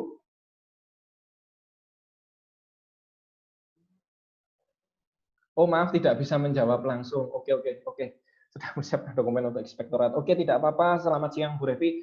Jadi akan saya coba jawab ya. Oke, bagaimana dengan data kepegawaian? Ini cukup menarik, Pak Lukman. Cuman mungkin tadi sebetulnya pertanyaan saya tadi, dihapus oleh pengelola oknum. Oke. Terima kasih Bu Revi atas jawabannya. Dihapus oleh pengelola atau oknum. Oke.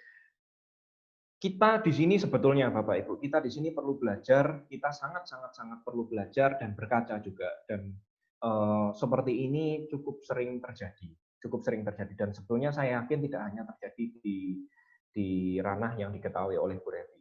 Sistemnya sudah bagus, ada oknum ya Bapak Ibu ya, ada oknum yang ternyata menghapus.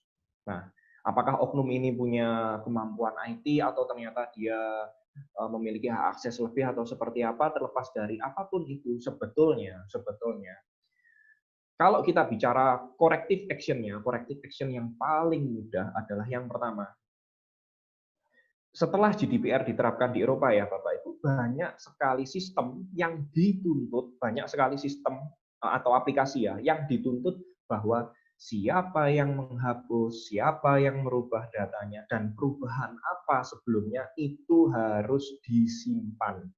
Bukan berupa backup-an, tetapi berupa sebuah istilahnya mungkin sebuah aktivitas atau log di database ya, kalau kita bicara tentang sistem informasi di database, bahwa supaya kelihatan, oh ini orang yang terakhir merubah apa, ini siapa yang melakukan menghapuskan. Ini yang pertama kali harus diterapkan terlebih dahulu.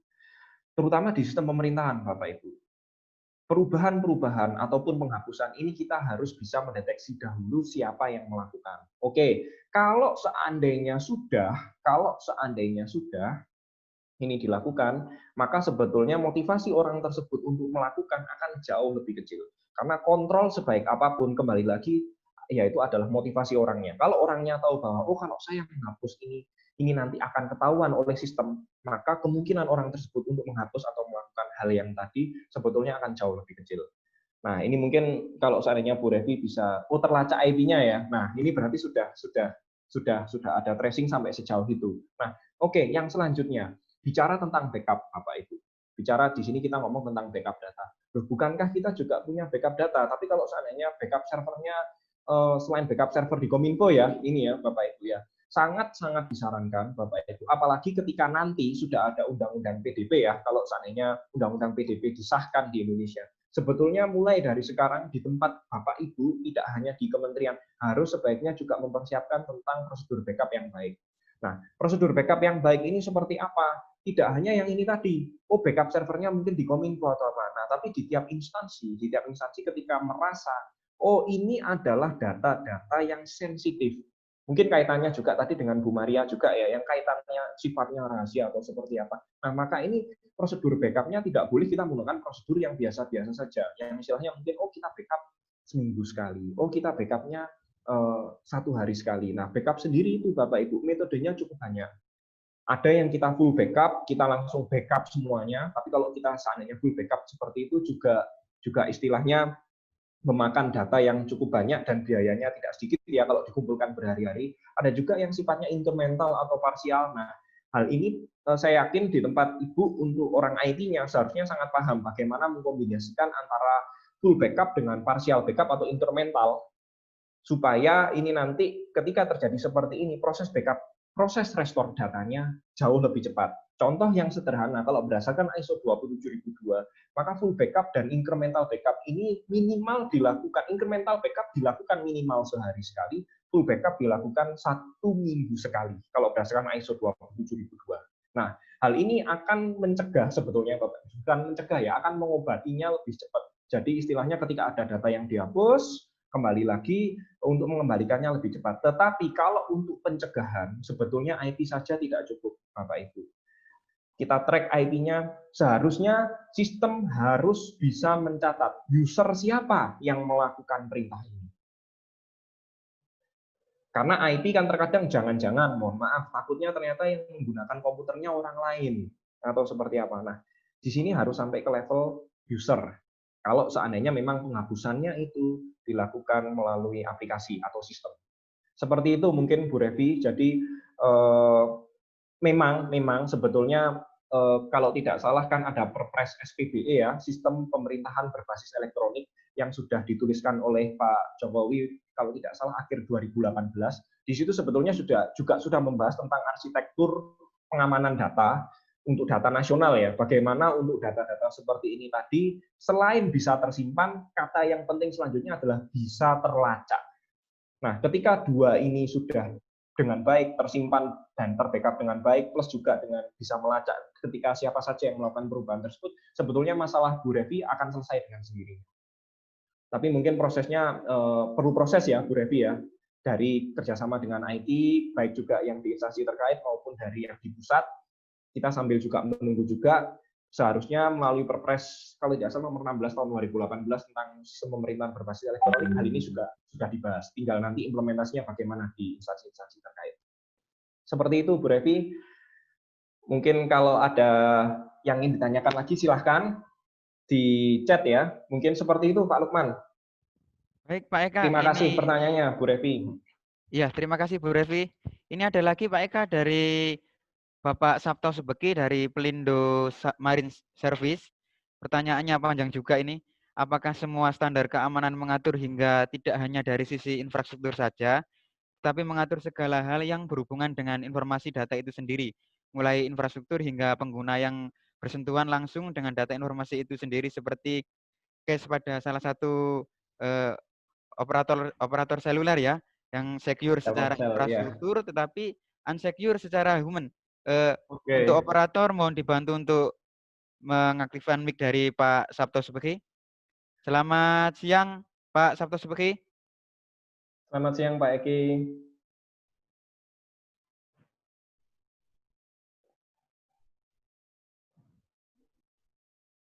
Oke, sambil nggak apa-apa kita lanjutkan dulu ya Pak Lukman ya. Mungkin Pak Ya, Eki silakan sama Pak. juga dengan Bu Revi yang tadi.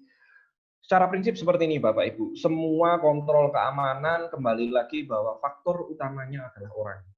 Kalau orangnya tidak bisa melakukan dengan baik, kalau orangnya tidak ada yang memantau, kalau orangnya tidak ada yang berusaha, istilahnya melakukan audit internal, mungkin evaluasi berkali-kali, ya percuma juga. Oke, sedikit bicara tentang mungkin Pak Eki tadi di ngomongnya kan sebetulnya case Telkomsel, ya saya sebut saja Telkomsel deh, karena beritanya kan sudah luas. Beritanya sudah luas dan Bapak Ibu juga sudah tahu juga. Oke, ini cukup menarik kalau case-nya Telkomsel Bapak Ibu.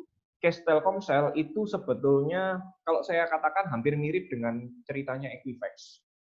Kalau tidak salah Equifax. Equifax yang tadi ternyata Bapak Ibu, kalau Equifax yang tadi itu dia membobolkan sampai jumlahnya triliunan ya kerugiannya ya. Ternyata itu dilakukan oleh orang dalam. Yang paling lucu adalah ternyata itu dibocorkan oleh orang dalam. Oke, apa yang terjadi di Equifax? Equifax pada waktu itu sebetulnya sudah mendapatkan sertifikasi ISO 27001 pada waktu itu. Oke, kita bicara tentang Telkomsel. Apakah Telkomsel saat ini sudah memiliki ISO 27001? Jawabannya sudah. Jawabannya sudah. Oke, kalau kita tarik kembali lagi, sebetulnya ISO 27001 itu sudah mengatur Bapak Ibu. Tadi mungkin di slide saya yang sebelumnya, mungkin boleh di-back dulu operator, di-back dulu sedikit. feedback yang tadi tentang ISO 27001 sambil saya jelaskan saja tidak apa-apa. Oke, nah ini Bapak Ibu. Jadi sumber daya atau manusia itu hanya menjadi salah satu poin penting dalam ISO 27001. Kalau kebijakannya atau prosedurnya ternyata tidak mencegah hal-hal tersebut, ya percuma saja. Sumber dayanya akan kembali lagi seperti itu. Apa yang terjadi di Equifax? Equifax pada waktu itu dia sudah mendapatkan ISO 27001. Ternyata ketika dibobol, apa yang terjadi? Sertifikatnya harusnya pada waktu itu dicabut. Equifax. Telkomsel, apakah sertifikatnya ISO 27001 akan dicabut? Saat ini saya belum tahu dan belum ada beritanya, tetapi sebetulnya badan-badan tertentu berhak dan sangat berhak untuk mencabut ISO 27001 bila ternyata ketahuan Telkomsel di sini tidak menjalankan kebijakannya atau prosedurnya dengan benar.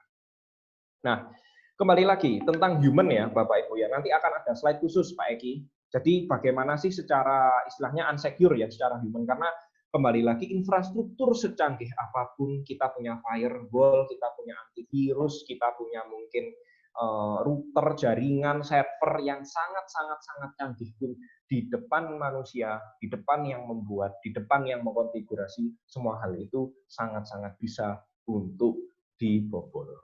Nah, inilah yang disebut tetapi unsecure secara human. Bagaimana mensecurekan human, nanti ada bahasan khusus terkait itu. Setelah GDPR diterapkan, ternyata yang paling sering terjadi, mohon maaf, kata-katanya adalah bobolnya ternyata dari sisi manusianya, dan kebanyakan dari sisi manusia yang di dalam. Bagaimana cara mengakalinya seperti itu? Mungkin saya akan sharing sedikit. Sebelumnya jawabannya sama juga dengan Bu Maria ya. Nanti akan ada slide khusus soal itu. Kalau kita berhadapan dengan manusia, ISO 27001 sebetulnya juga menyampaikan seperti ini. Kalau kita berhadapan dengan manusia, yang bisa Anda kecilkan hanya dua, kesempatannya dan motivasinya. Bagaimana mengecilkan motivasi dan kesempatan mereka dalam melakukan? Oke, kita akan bahas di slide yang berikutnya, Pak Eki. Mohon maaf, nanti kita akan bahas ini khusus. Ada di slide berikutnya. Bagaimana mensecurekan secara human? Ada tips and triknya. Belajar sedikit dari GDPR juga ini. Karena memang kasus ini terjadi, tidak hanya di Indonesia, jadi bukan berarti Telkomsel jelek, tapi ternyata banyak perusahaan di luar negeri sana, di Eropa, di Amerika, yang pernah mengalami hal seperti ini juga. Tapi mereka sudah berkembang, mereka sudah menanggulanginya dengan baik. Kita akan belajar dari kasusnya mereka nanti. Mohon maaf, nanti saya akan remind kembali ya. Tolong diingatkan ya Pak Lukman ya, jadi ada dua pertanyaan, Bu Maria dan Pak Eki ya, yang nanti saya janji akan menjawab di next slide yang berikutnya. Baik, Pak Eka. Ini satu lagi Pak Eka ya, ada pertanyaan dari Pak Juwarma. Untuk pertanyaannya, saat ini di dinas kami sementara persiapan untuk menyimpan semua dokumentasi dalam cloud.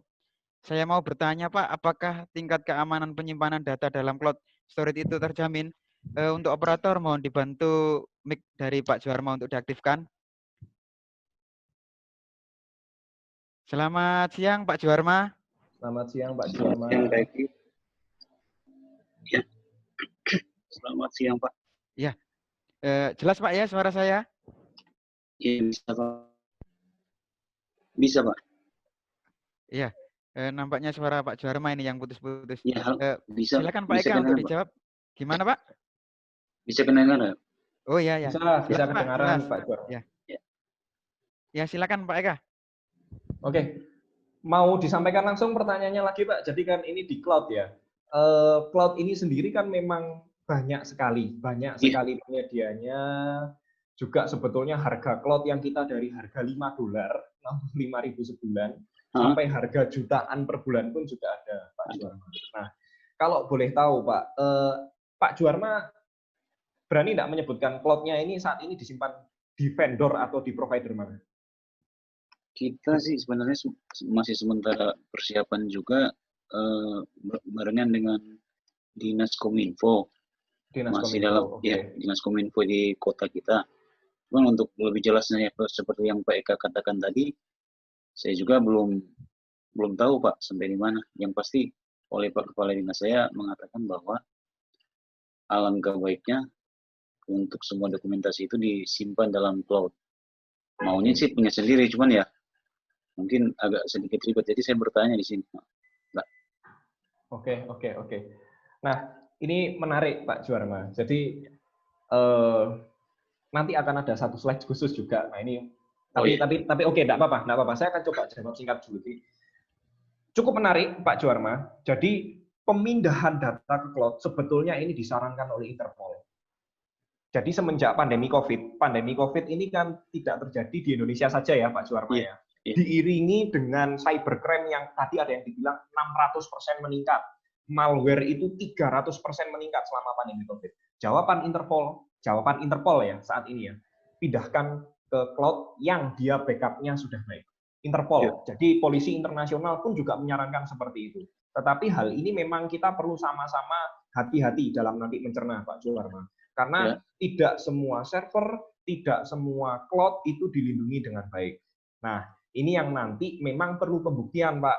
Apakah itu bisa dibuktikan? Yang pertama, rata-rata kalau bisa dipastikan adalah apakah cloud-nya sudah tersertifikasi ISO 27001 atau cloud-nya sudah betul. Cloud-nya sudah tersertifikasi mungkin TIA 942. TIA 942 di situ akan menjamin bahwa lebih dari 99 sekian persen, maka datanya pasti akan live terus. Nah, itu TIA 942, Pak. Nah, bagaimana mengamankannya? Banyak sekali di dalamnya di situ. Nah, di beberapa bank rata-rata akan berusaha mengambil vendor cloud atau provider cloud yang dia sudah memiliki 2 sertifikasi tersebut. Saat ini ya, Pak ya, di Indonesia.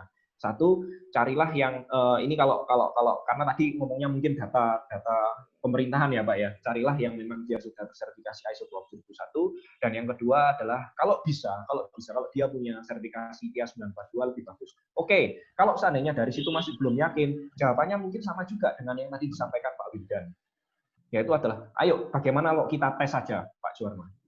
Kita tes saja. Timnya Pak Juwarma punya tim, atau mungkin istilahnya kita bareng-bareng, atau mungkin Pak Juwarma dengan tim mencoba meng-hire konsultan atau dari pihak tenaga ahli yang bisa mencoba ya, kata-katanya mencoba meretas ya. Jangan sampai kata-katanya nanti meretas setelah itu ditinggalkan, dirusak kan gitu kan. Yang dengan cara yang bertanggung jawab dicoba Pak.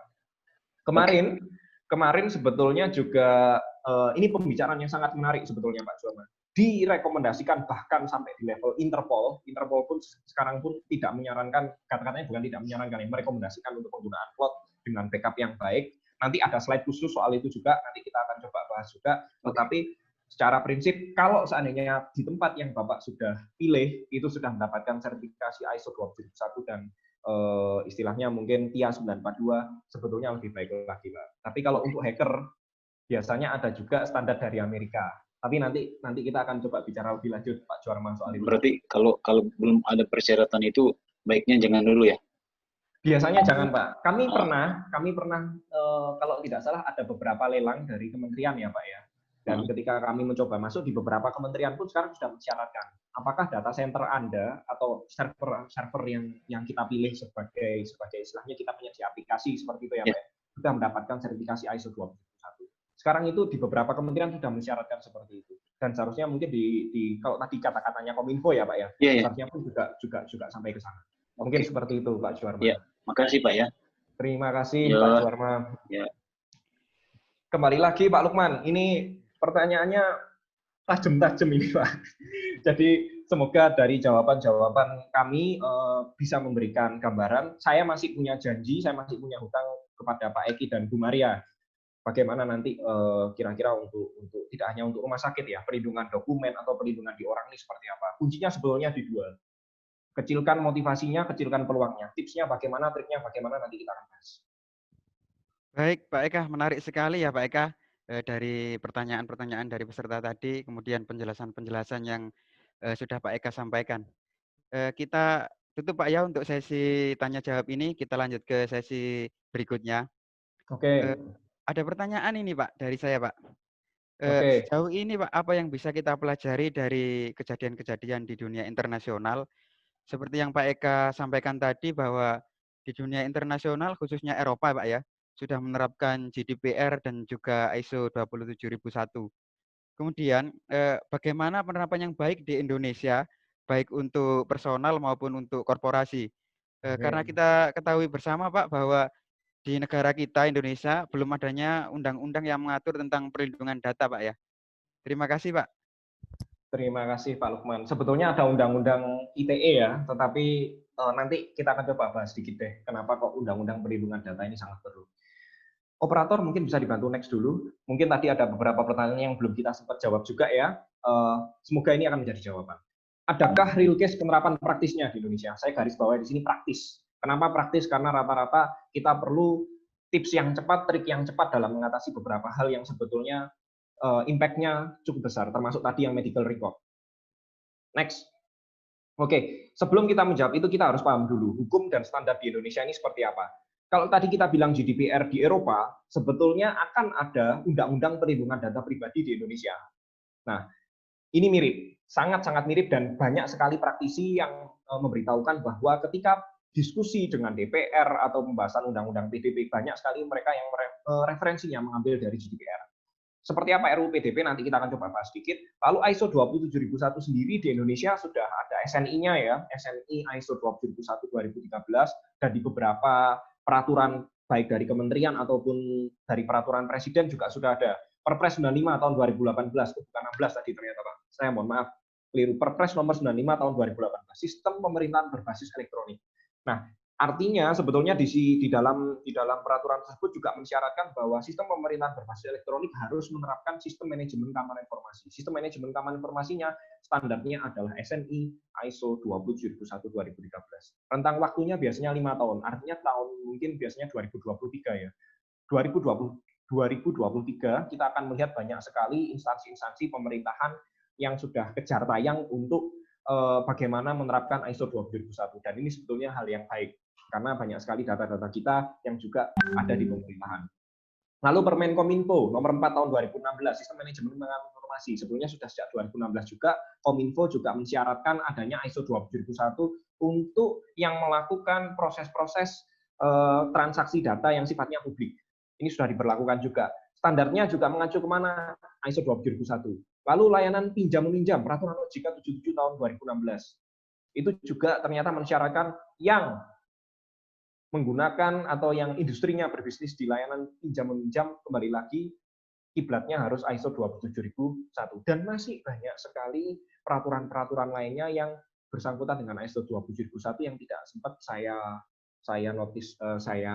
ceritakan satu persatu, tapi sekilas seperti ini Bapak Ibu. Jadi sebetulnya di Indonesia sendiri ISO 27001 sudah cukup banyak dikenal, terutama di instansi-instansi yang ada. Nah, yang menarik RUU PDP. Kita lanjut next dulu. Oke.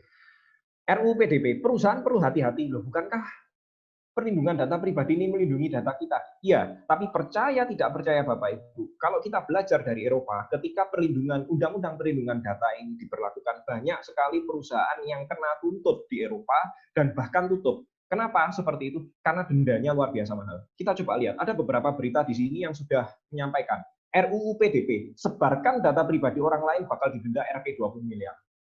Contoh, Telkomsel tadi, kalau seandainya undang-undang PDP ini sudah disahkan, berarti Telkomsel bakal bisa dikena denda 20 miliar. Penyalahgunaan data pribadi diancam denda 70 miliar. Ada kategorinya Bapak Ibu, ada yang 20 miliar maksimal ya, kata-katanya maksimal 20 miliar, 70 miliar. Sanksi pidana nah ini yang berita yang paling miris bagi saya.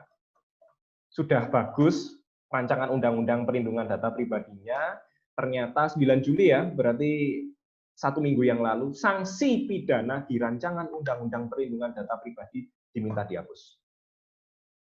Kalau sanksinya kecil, Bapak Ibu, ya sudah, perusahaan ya nyantai aja. Oh, enggak apa-apa deh, saya bocorin data sedikit ya. Paling pidananya cuma 1 miliar, ya sudahlah. Bagi perusahaan besar, nilai tersebut kecil. Nilai 20 miliar, 70 miliar ini sebetulnya akan ditakuti oleh perusahaan-perusahaan, dan perusahaan-perusahaan akan terpaksa dan harus untuk melindungi datanya. Tetapi yang paling miris adalah kenapa minggu lalu ada beberapa pihak yang meminta perlindungan data pribadi untuk dihapuskan sanksi pidananya.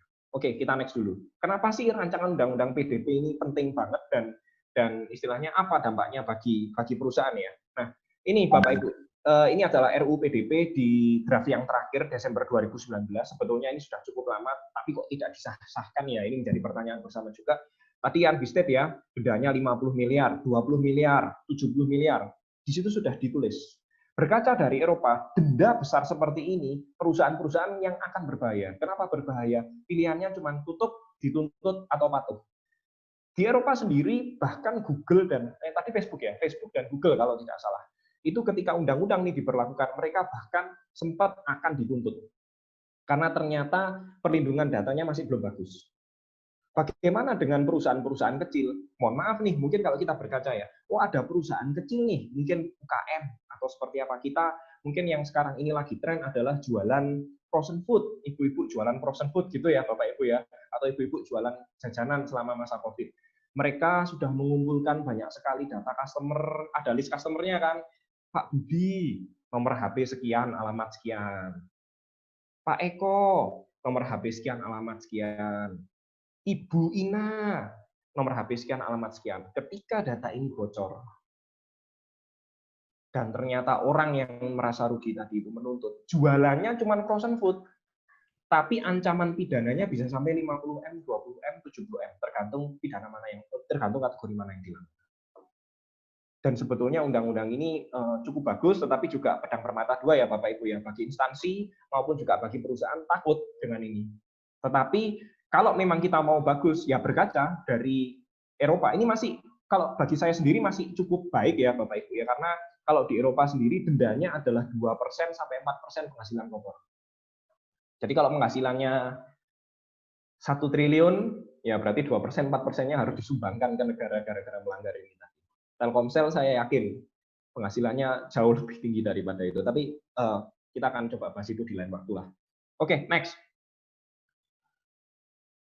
RUU PDP ada 3 hal yang paling penting sebetulnya Bapak Ibu. Pemilik data pribadi berhak mengakhiri pemrosesan atau menghapus ya, dan atau menghapus, memusnahkan data pribadi miliknya. Bayangkan kalau seperti ini Bapak Ibu. Semisal tadi Pak Eki sempat menyampaikan di, mohon maaf kata-katanya saya sebut saja Telkomsel, karena saya juga masih bingung mencari kata-kata untuk menyamarkan, tapi kita tahu saja.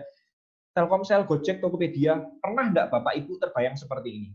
Kita telepon, semisal Gojek gitu ya, Pak, saya sudah tidak menggunakan Gojek lagi. Tolong data pribadi saya di Gojek, tolong dihapus. Ketika undang-undang ini diberlakukan, Bapak Ibu punya kewenangan itu. Semua data pribadi di perusahaan, baik itu Telkom, baik itu mungkin Gojek, baik itu Bukalapak, ataupun perusahaan milik asing yang bekerja di Indonesia, yang memiliki data di Indonesia, maka orang tersebut berhak untuk menghapusnya. Meminta proses penghapusan itu tadi. Bagi individu, hal ini sangat-sangat menjamin kerahasiaan. Termasuk juga yang tadi, mungkin ada pertanyaan tentang, loh bagaimana dengan yang SMS-SMS-nya SAR? SMS-SMS yang ternyata simpan pinjam, email-email yang mungkin menawarkan kartu kredit, pinjaman, atau dan segala macam. Ketika ini ada, dan dari UU PDP, maka orang-orang tersebut bisa dilacak, kata-katanya dilacak ini adalah polisi akan berusaha mencari, ini dia dapat data dari mana.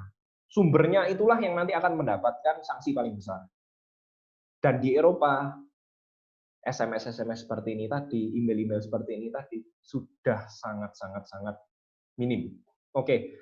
Dan pasal 9 cukup menarik, Bapak Ibu, di situ pemilik data pribadi berhak menarik kembali persetujuan pemrosesan data pribadi miliknya yang telah diberikan kepada pengendali data pribadi. Ya ini tadi, data pribadi Bapak Ibu ada di Tokopedia, Shopee, Gojek mungkin, Telkomsel. Ketika Bapak Ibu sudah tidak menggunakan produknya, Bapak Ibu bisa meminta perusahaan-perusahaan terkait untuk menghapus data Bapak Ibu. Dan itu adalah hak kalau Undang-Undang PDP disahkan. Kalau Undang-Undang PDP tidak disahkan, ya sudah, berarti kita percaya saja sama pihak-pihak yang terkait, semoga mereka mengamankan data pribadi kita. Next. Itu sekilas tentang Undang-Undang PDP, Bapak Ibu. Nah, ini tadi yang sempat disinggung oleh Bu Maria. Loh, kan data pribadi, ternyata di sini ada yang sifatnya umum, ada yang sifatnya spesifik. Semakin membocorkannya ke yang spesifik, di situ sebetulnya pidananya akan semakin tinggi. Umum seperti apa? Data nama, jenis kelamin, alamat, foto, tanggal lahir, agama, email. Oke lah, itu data umum. Data spesifik seperti apa? Yang pertama, data kesehatan. Tadi Bu Maria sempat menyampaikan juga, loh, bagaimana dengan medical record? Atau data kesehatan mungkin. Atau mungkin jangan-jangan data biometrik, data keuangan, catatan kejahatan, itu termasuk data spesifik yang juga data pribadi. Dan sebetulnya tidak boleh disebarluaskan tanpa persetujuan dari pihak-pihak terkait, atau apabila ada peraturan atau perundangan dari negara yang mendukung hal tersebut. Next.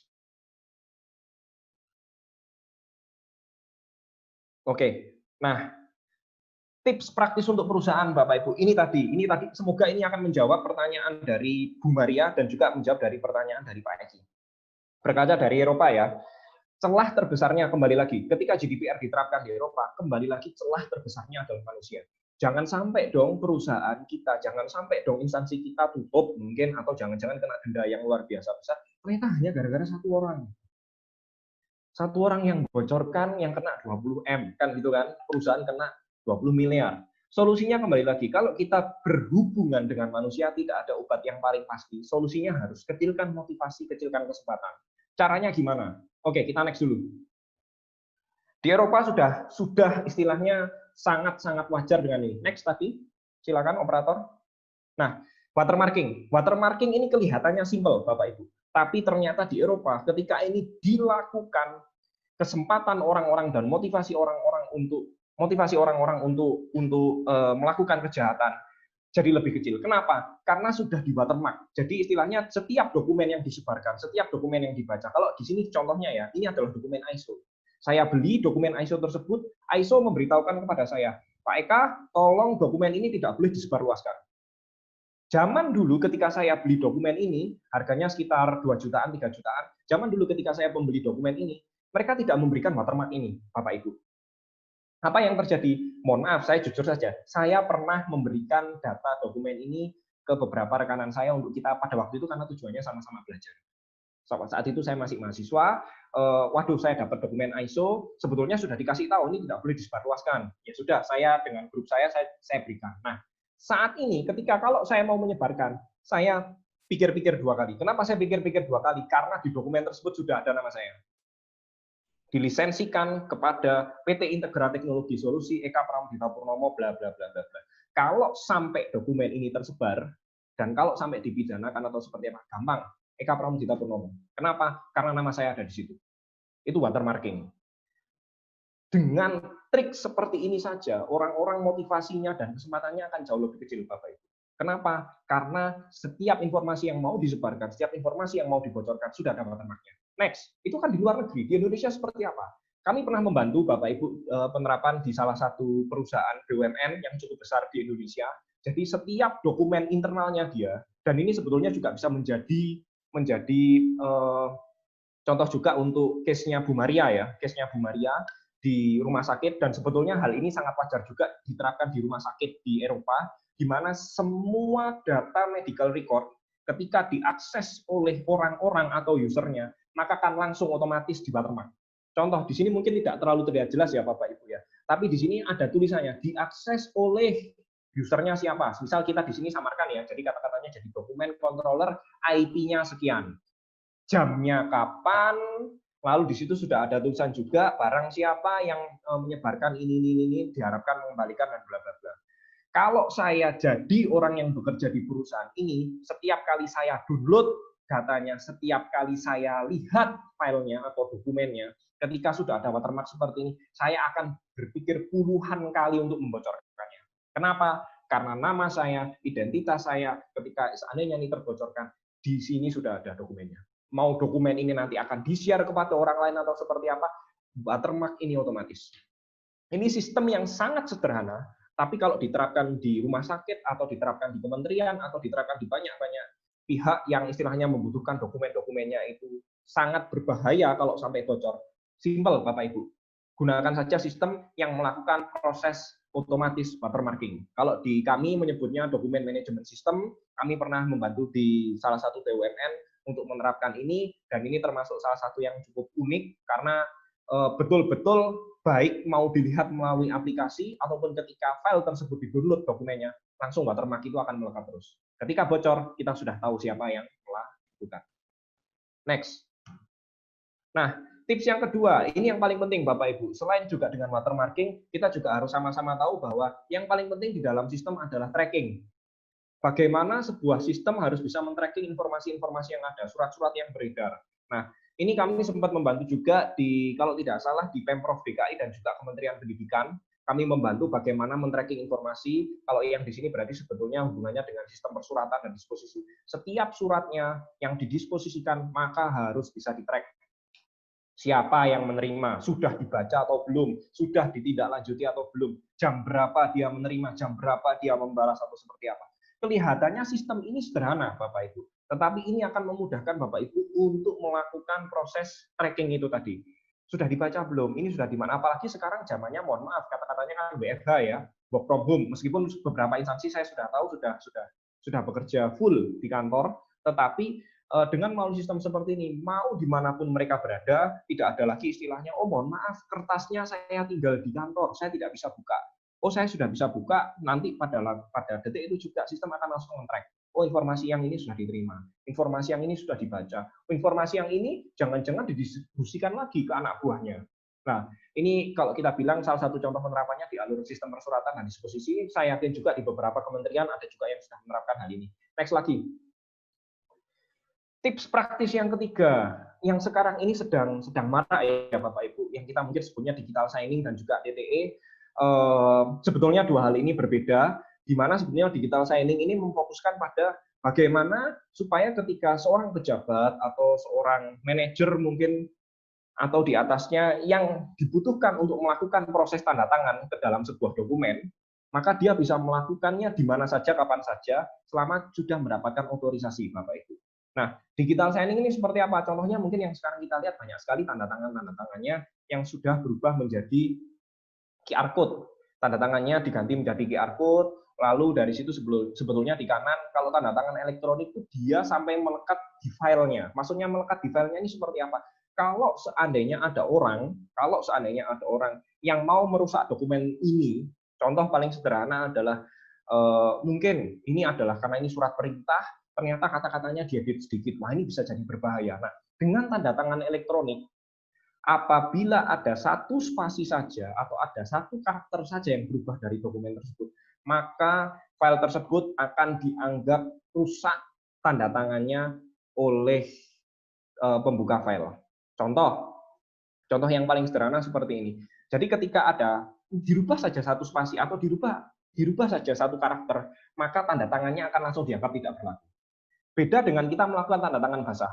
Kalau kita tanda tangan basah, oke, dokumennya sudah ada di meja kita tanda tangan ya sudah. Kalau seandainya ada yang setelah surat itu diedarkan atau dikirim, ternyata ada yang berusaha merubah atau menambahkan kata-kata di situ, kita nggak bisa tahu.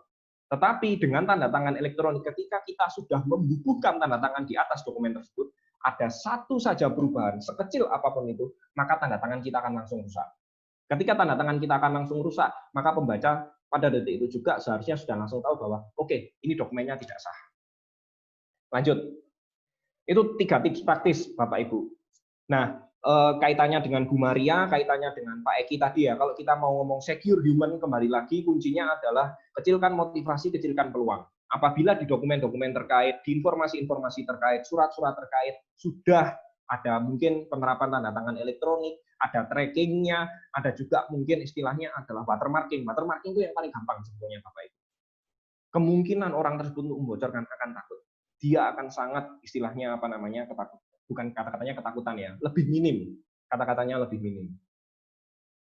Oke, next lagi. Kalau untuk personal kita harus bagaimana? Nah ini mungkin waktunya sudah jam 5:20 ya Bapak Ibu. Saya akan coba lebih cepat. Nah ini kembali tadi juga menjawab sedikit tentang Pak Juarma ya. Sesuatu yang lucu dari Interpol sendiri juga, sebetulnya ini adalah checklist yang singkat, ada penjelasannya cukup banyak, silakan Bapak Ibu nanti bisa cek di Interpol sendiri. Yang paling gampang adalah yang pertama, dan paling kiri paling atas, Interpol selalu menyarankan yang pertama adalah backup online and offline files regularly and securely. Sebetulnya penjelasannya cukup panjang, tapi akan saya jelaskan secara singkat seperti ini. Nah, kenapa ini yang menjadi yang pertama Bapak Ibu? Karena ketika Interpol mengeluarkan checklist ini, Polisi Internasional mengeluarkan checklist ini, pada waktu itu terjadi 300% peningkatan, bukan pada waktu itu ya, berarti masih sekarang ya, selama masa pandemi Corona ini terjadi peningkatan 300% ransomware. Mungkin kalau Bapak Ibu tahu ransomware, istilahnya ternyata dokumen-dokumen Bapak Ibu atau file-file Bapak Ibu tiba-tiba dikunci. Kalau ingin Bapak Ibu buka data tersebut, silahkan membayar ke rekening ini, atau seperti yang mana itulah ransomware, dan sekarang juga masih marak. Cara yang paling mudah seperti apa? Backuplah secara online dan offline filenya secara regularly dan securely. Online yang seperti apa? Interpol juga sempat menyampaikan, nah itu tadi, tentang cloud. Cloud yang seperti apa yang baik? Nah itu memang perlu kita perhatikan dengan seksama Bapak Ibu. Ketika kita sudah online, mungkin kalau untuk pribadi ya, tidak perlu sewa cloud yang mahal-mahal, mungkin kita pakainya Google Drive. Kalau file Bapak Ibu sudah masuk Google Drive itu sudah melakukan backup-nya secara otomatis. Jadi ketika ada perubahan atau mungkin istilahnya ada tidak sengaja terhapus, Google Drive akan dengan mudah mengembalikan data Bapak Ibu. Nah, itu di beberapa, meskipun sebetulnya ya Bapak Ibu juga perlu tahu juga, saya masih mencari apakah ada layanan seperti Google Drive yang di Indonesia. Jadi ketika dokumennya rusak, atau dokumennya masih versioning, atau dokumennya diedit sedikit, sudah langsung otomatis tersimpan, kira-kira versi-versi yang sebelumnya seperti apa, dan kalau dihapus pun, maka dia masih punya datanya. Di beberapa kementerian untuk arsip, kalau tidak salah, saya melihat sudah ada yang seperti ini. Nah, selanjutnya kalau untuk secara personal ya Bapak Ibu ya, strengthen your home network, istilahnya pasti gunakan tadi mungkin bagaimana memfilter web-web yang berbahaya, bagaimana memfilter email-email yang masuk yang mungkin sifatnya di sini ternyata menjebak atau seperti apa. Paling gampang gunakan antivirus Bapak Ibu, dan rata-rata sekarang untuk antivirus sendiri mereka yang gratis pun menyediakan juga web filtering. Web filtering, email filtering. Contoh yang paling sederhana saya sebut saja AVG sama Avast.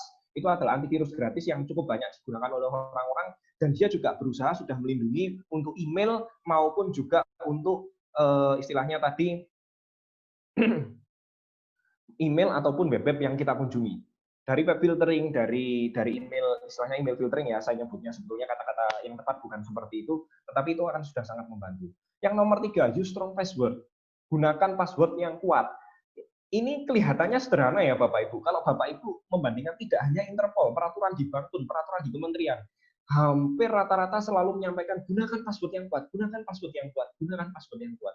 Tapi berapa banyak yang menerapkan? Ini tips yang sangat sederhana, tetapi banyak orang yang melalaikan. Gunakan password yang kuat. Interpol pun masih juga menyampaikan bahwa gunakan password yang kuat itu sebetulnya sudah sangat membantu Bapak Ibu.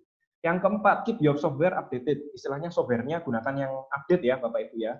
Mungkin yang Bapak Ibu juga tahu terakhir mungkin beberapa bulan yang lalu Zoom sempat dianggap berbahaya. Sekarang setelah Zoom-nya diupdate, bahkan di beberapa kementerian saya juga melihat Zoom ini juga mulai digunakan kembali. Yang berikutnya, manage social media profiles. Ini juga hati-hati Bapak Ibu selama masa kejahatan ini ya, cyber security, kadang banyak sekali orang-orang yang mengumbar data pribadinya di sosial media. Hati-hati sekali untuk hal ini. Cek privacy dan security setting pun halnya juga sama, hati-hati mempublikasikan data pribadi Bapak Ibu, keseharian aktivitas pribadi Bapak Ibu kepada orang-orang yang Bapak Ibu tidak kenal. Dan yang paling terakhir juga masih kembali lagi secanggih-canggihnya sebuah teknologi, tadi ada antivirus, ada web filtering, kita juga harus lebih canggih daripada teknologinya Bapak Ibu, yaitu berhati-hatilah ketika membuka atau bahkan menghapus email-email atau attachment yang menurut Bapak Ibu ini berbahaya. Nah, ini adalah 7 hal yang dari Interpol ketika masa pandemi disampaikan, karena melihat pada waktu itu banyaknya ancaman yang meningkat. Semoga ini bisa menjadi referensi ya untuk Bapak Ibu semua terkait untuk bagaimana di penerapan di level personal. Kita next lagi. Nah, oke, kalau untuk korporasi sebaiknya ke depan harus bagaimana? Tadi di awal sudah ada 3 tips sederhana ya Bapak Ibu ya, dan itu di Eropa belajar bahwa 3 hal itu adalah 3 hal minim, 3 hal sederhana yang ketika diterapkan impact-nya besar. Nah, kalau untuk korporasi kembali lagi sebaiknya ke depan harus bagaimana? Next. Nah, kembali lagi Bapak Ibu, kita perlu memahami bersama bahwa tidak pernah ada 2 perusahaan yang memiliki profil resiko sama persis. Tidak pernah ada 2 perusahaan yang memiliki profil resiko sama persis. Kita terapkan ini di tempat A, kita terapkan ini di tempat B, belum tentu hasilnya sama. Karena kebutuhannya bisa sangat berbeda, tergantung profil risikonya. Next lagi. Di dunia keamanan informasi, perlu kita juga ketahui bersama Bapak Ibu, obat yang ampuh saat ini, atau kita ngomongnya kontrol yang ampuh saat ini, belum tentu ampuh besok, apalagi tahun depan.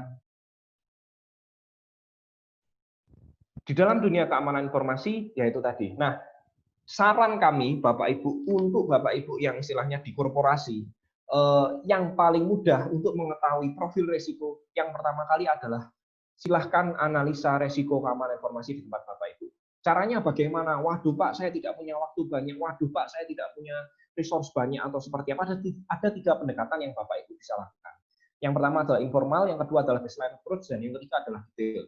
Nah, contoh-contohnya seperti apa? Informal ini ibarat seperti ini Bapak Ibu. Bapak Ibu ketika tiba-tiba sakit, hal yang pertama kali Bapak Ibu lakukan biasanya adalah datang ke dokter umum. Datang ke dokter umum di mana minta diperiksa mungkin dokternya hanya akan memeriksa 10 menit, 15 menit, diberikan pertanyaan kecil-kecil, diberikan pertanyaan sedikit-sedikit, lalu dari situ tiba-tiba dokternya menyimpulkan, oh ibu sakitnya ini, oh bapak sakitnya ini. Nah, ini kalau di dalam dunia analisa risiko sebetulnya kata-katanya analisa risiko keamanan informasi ya Bapak Ibu. Itu sebutannya informal. Kenapa disebut informal? Karena dengan pendekatan yang relatif singkat, tiba-tiba seorang ahli tersebut akan berusaha mengambil kesimpulan. Pernahkah kita ke dokter tiba-tiba ternyata diagnosanya salah? Beberapa kali pasti ada yang pernah. Kenapa? Karena waktu yang diberikan sangat singkat. Contoh yang kedua, baseline approach. Baseline approach ini adalah metode yang paling gampang kita ngomongnya adalah tetapkan baseline-nya, lalu lakukan komparasi. Komparasi ini seperti apa? Oke, baseline-nya kita ambil deh, mungkin contoh paling gampang, oh di rumah sakit teman saya melakukan pengamanan seperti ini. Oh di bank, yang mungkin Bapak Ibu bisa download filenya di internet ya, itu terbuka lebar kok, untuk standar keamanan informasi bank itu seperti apa. Nah, oh kalau di bank, mereka itu melakukan A, B, C, D, E, sampai Z. Baseline approach adalah, oke, gunakan ini sebagai baseline, lalu lakukan komparasi atau gap analysis. Kira-kira di tempat saya, dari A sampai Z yang ada di standar yang saya gunakan sebagai patokan atau sebagai baseline ini tadi, berapa banyak yang saya masih kosong, yang saya masih miss. Detailed approach itu adalah ketika istilahnya kalau kita ngomong Bapak Ibu ke sebuah rumah sakit gitu ya, tiba-tiba tolong saya mau general check up tapi sekaligus MRI, sekaligus kita dicek jantungnya, sekaligus dicek mungkin otaknya juga, atau mungkin dicek fungsi ginjalnya, jadi full check up, di mana setelah full check up itu kita bisa baru tahu bahwa oh kalau seperti ini ginjalnya Bapak Ibu yang harus dilakukan perbaikan terlebih dahulu secara menyeluruh. Kita prioritaskan mana resiko yang paling besar, itulah yang kita obati. Tentunya nomor 3 yang detail ini tadi waktunya lebih banyak. Next slide dulu, operator mungkin. Nah, kembali lagi setiap pendekatan ada plus minusnya Bapak Ibu. Informal rata-rata kurang dari 1 minggu. Metodenya gimana? Bisa survei, observasi, diskusi singkat, mendatangkan mungkin Bapak Ibu punya kenalan tenaga ahli yang sudah cukup bagus di bidangnya atau di bidang keamanan informasi, tetapi kekurangannya sangat bergantung dari kompetensi dan pengalaman pihak-pihak yang terlibat. Dokter umum yang sudah pengalamannya 20 tahun, mungkin mendiagnosa Bapak Ibu hanya perlu 5 menit. Tapi dokter umum yang mungkin istilahnya kompetensinya dia masih baru mungkin setahun, atau dokter muda, untuk menganalisa Bapak Ibu, mungkin dia memerlukan waktu yang lebih lama. Mungkin bisa saja analisanya salah. Siapa yang Bapak Ibu undang, siapa yang Bapak Ibu ajak untuk melakukan analisa resiko secara informal ini dengan waktu yang relatif singkat ini tadi akan sangat menentukan kualitasnya. Baseline ini sangat mudah juga karena komparasi ya, lakukan dengan gap analysis 2-4 minggu mungkin rata-rata waktunya. Nah, tapi sangat bergantung pada ketepatan pemilihan baseline. Semisal Bapak Ibu ternyata adalah sebuah startup, tapi Bapak Ibu menetapkan baseline yang untuk dikomparasi adalah bank. Nah, hal seperti ini tentu komparasinya juga jadi tidak imbang. Kita ini masih industrinya kecil, tapi kok kita ngambilnya dari bank, atau kita mungkin jangan-jangan perusahaannya besar, tapi mengambil dari baseline atau standarnya yang di perusahaan-perusahaan kecil. Nah, hal ini hati-hati dalam memilih baseline. Pemilihan baseline yang salah bisa saja di tempat Bapak Ibu resikonya jadi lebih besar. Nah, detail ini yang memang memakan waktu lebih lama Bapak Ibu. Harus dilakukan risk analysis dahulu ya. Risk analysis secara menyeluruh terlebih dahulu. Atau mungkin tadi kata-katanya ada Bu Ella juga ya, dan juga ada beberapa peserta yang menyampaikan bagaimana cara meyakinkan, ya sudah dilakukan audit saja. Rata-rata proses audit itu waktunya relatif paling lama, tetapi biasanya paling detail. Kenapa paling detail? Karena dari audit sendiri kita bisa tahu mana yang prioritas, mana yang ternyata mungkin kurang prioritas. Nah, hal-hal seperti ini Bapak Ibu itu adalah beberapa tips yang bisa kami berikan. Waktunya mungkin tidak cukup banyak. Saya juga mohon maaf apabila mungkin tadi waktu yang saya butuhkan untuk paparkan ini cukup lama, dan semoga materi-materi yang saya sampaikan ini bisa menjadi manfaat, karena ini sifatnya sharing ya Bapak Ibu ya. Saya yakin di tempat Bapak Ibu ada yang jauh lebih jago daripada saya, ada yang lebih pintar daripada kami. Semoga dari sesi sharing-sharing ini untuk di webinar, semoga bisa menjadi manfaat untuk Bapak Ibu semua. Terima kasih, sampai jumpa, semoga bermanfaat. Waktu dan tempat saya kembalikan ke Pak Lukman. Baik, terima kasih Pak Eka ya. Bapak Ibu sekalian, Tidak terasa kita sudah sampai di penghujung acara, mengingat waktu juga sudah menunjukkan pukul 14 lebih 52 menit ya. Mohon maaf bagi Bapak atau Ibu yang pertanyaannya belum sempat terjawab, nanti bisa disampaikan di grup WA untuk didiskusikan bersama. Bagi Bapak atau Ibu diharapkan mengisikan feedback ya, maksimal H+1 sebagai syarat untuk mendapatkan e-sertifikat ya Bapak Ibu. Mungkin dari panitia bisa mengirimkan link untuk feedback dan juga link dari grup WA ya. Baik, Bapak Ibu bisa minta tolong dinyalakan videonya ya, karena kita akan melakukan sesi foto bersama. Bisa minta tolong untuk Bapak Ibu dinyalakan videonya. Kita abadikan momen kita pada sore hari ini ya. Berikan senyum termanis dari Bapak Ibu sekalian. Ini gimana? Ya. 1, 2, 3, Bapak Ibu. Baik, terima kasih. Sekali lagi ya Bapak Ibu. Katakan boleh Bapak Ibu. Boleh. Ya, terima kasih. Ya. Terima kasih saya ucapkan kepada Sur dan Bapak Ibu sekalian. Saya Lukman Hakim. Di sini saya mewakili perusahaan mengucapkan banyak terima kasih atas kehadiran dan partisipasi dari Bapak Ibu sekalian. Mohon maaf atas segala kesalahan. Jangan lupa follow akun media sosial kami di IG @Integra Teknologi Solusi, Facebook Integra Office, akun YouTube kami di Integra Teknologi Solusi ITS, dan bagi Bapak Ibu yang berkenan juga bisa bergabung di grup kami. Akhir kata, mohon maaf, akhir kata saya mengucapkan terima kasih sekali lagi dan semoga acara ini bermanfaat bagi kita semua. Sampai jumpa di webinar series kami selanjutnya. Selamat sore. Assalamualaikum warahmatullahi wabarakatuh. Waalaikumsalam warahmatullahi wabarakatuh. Terima kasih Bapak Ibu semuanya, saya mohon pamit. Semoga tengah pandemi COVID-19 saat ini,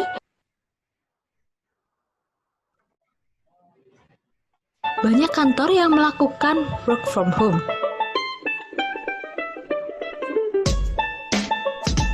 Corporate eksekutif kami tetap setia memprioritaskan Anda dengan memperkenalkan produk-produk terbaik kami, mulai dari Integra Office Cloud, persuratan, helpdesk, dokumen manajemen sistem. Jangan ragu lagi, silakan menghubungi kami ya.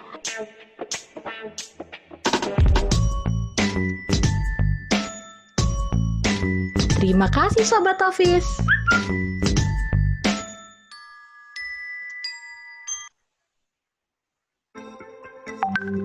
Halo Juragan Pasar, pernah nggak sih kalian merasa susah mempromosikan toko? Terus pembeli ribet kirim gambar produk buat beli. Apalagi masih pandemi COVID-19 gini. Atau kalian sering kehabisan waktu cuma buat mereka pesanan harian? Duh, bisa-bisa keuntungannya jadi kurang maksimal nih. Eits, tapi sekarang nggak usah pusing lagi. Pasar WA hadir buat mempermudah usaha bisnismu. Cukup 3 langkah mudah berbelanja. Penasaran? Cek demonya? Tinggal akses link toko, pilih produknya.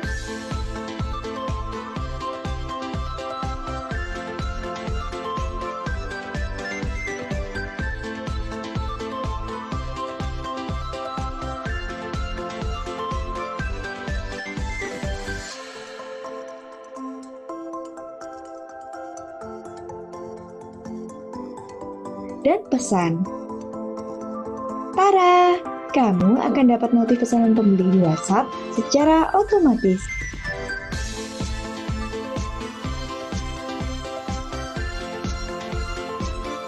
Shh, ada harga spesial buat 100 orang pendaftar di bulan ini. Info lebih lanjut, kunjungi website dan hubungi tim kami ya. Pasar WA, jualan jadi lebih mudah.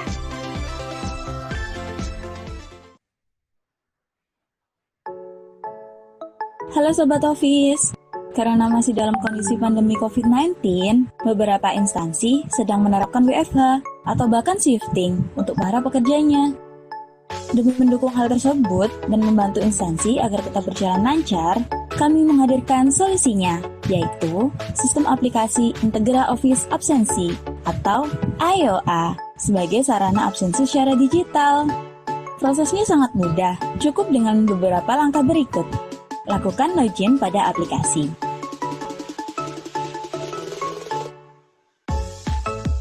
Lalu pilih check-in untuk melakukan absen. Ambil foto selfie.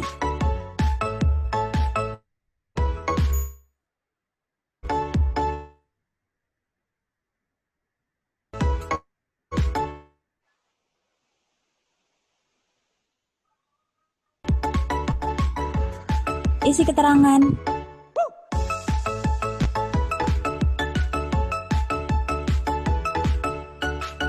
Dan kirim. Mudah bukan? Dalam aplikasi ini, lokasi tempat kerja Anda akan terupdate secara berkala dan otomatis sesuai dengan posisi device Anda berada. Yuk, tunggu apa lagi? Maksimalkan kerjamu dengan Integra Office Absensi. Ayo senyummu, absenmu.